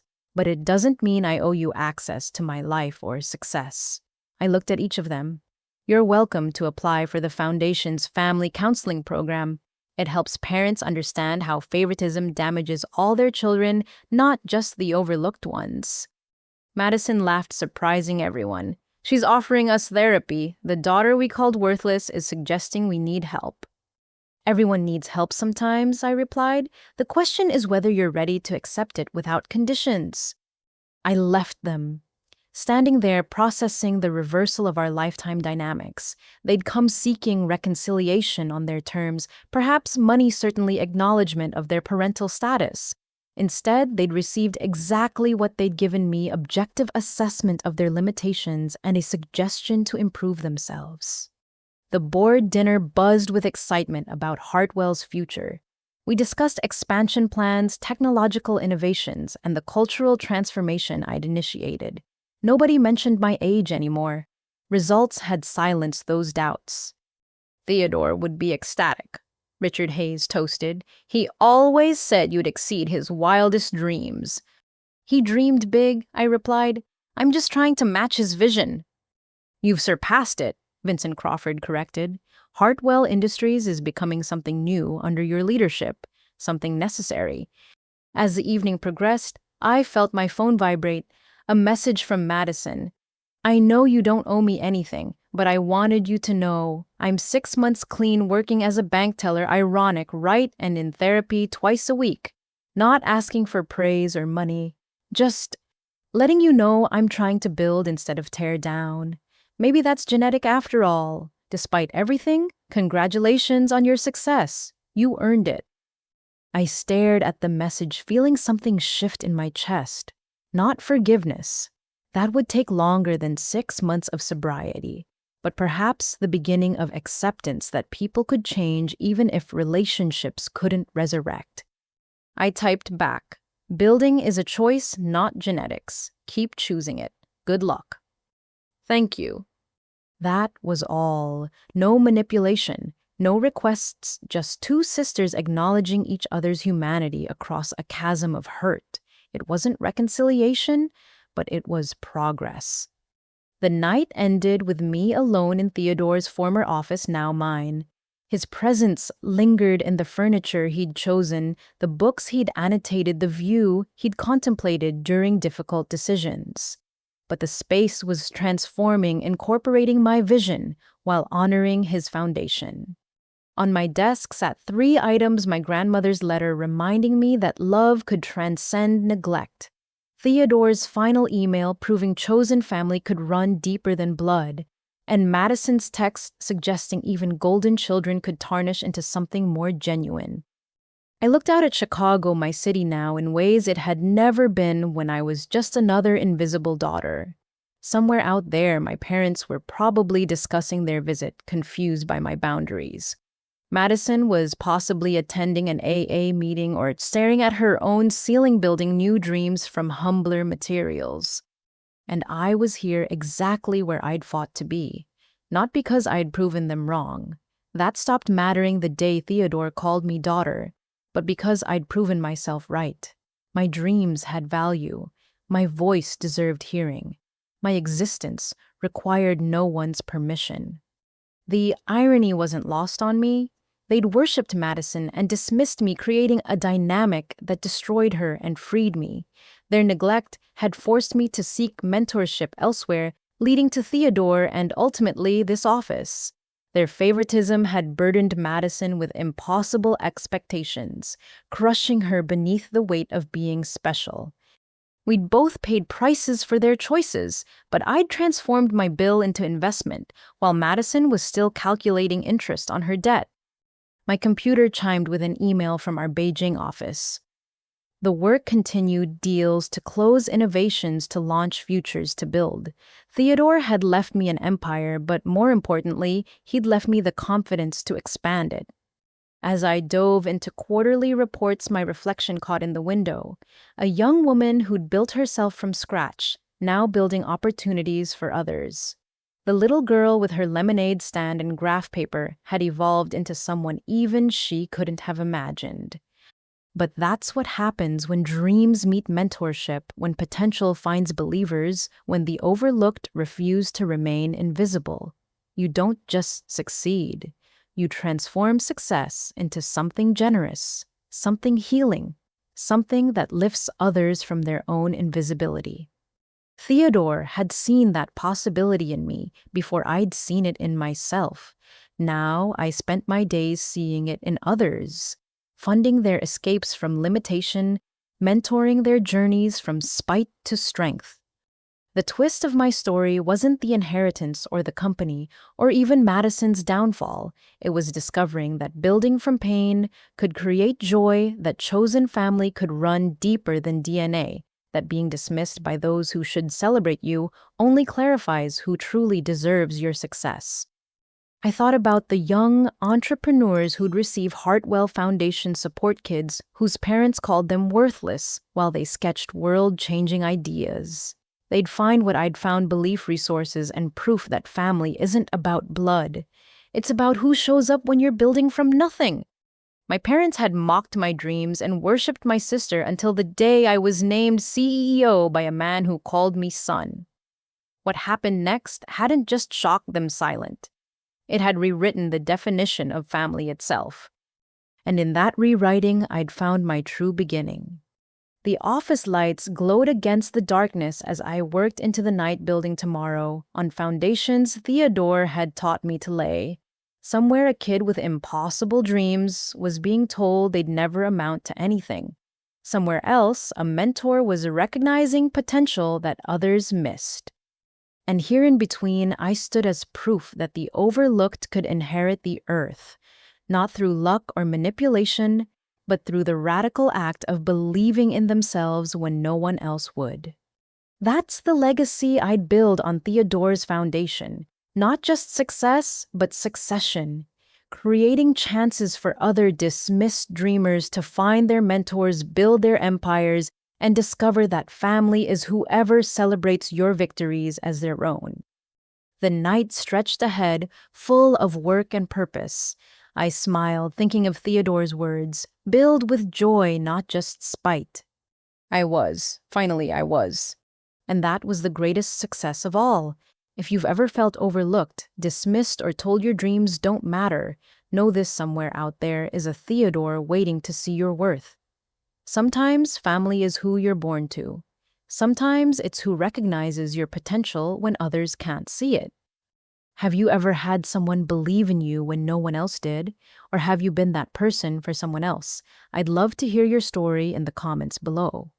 If Blake's journey resonated with you, please consider liking this video and subscribing to our channel. Share it with someone who needs to hear that their dreams matter regardless of who believes in them. Thank you for listening to Blake's story. Remember, you don't need permission to be extraordinary. You just need the courage to begin. Until next time, keep building your dreams with joy, not just spite.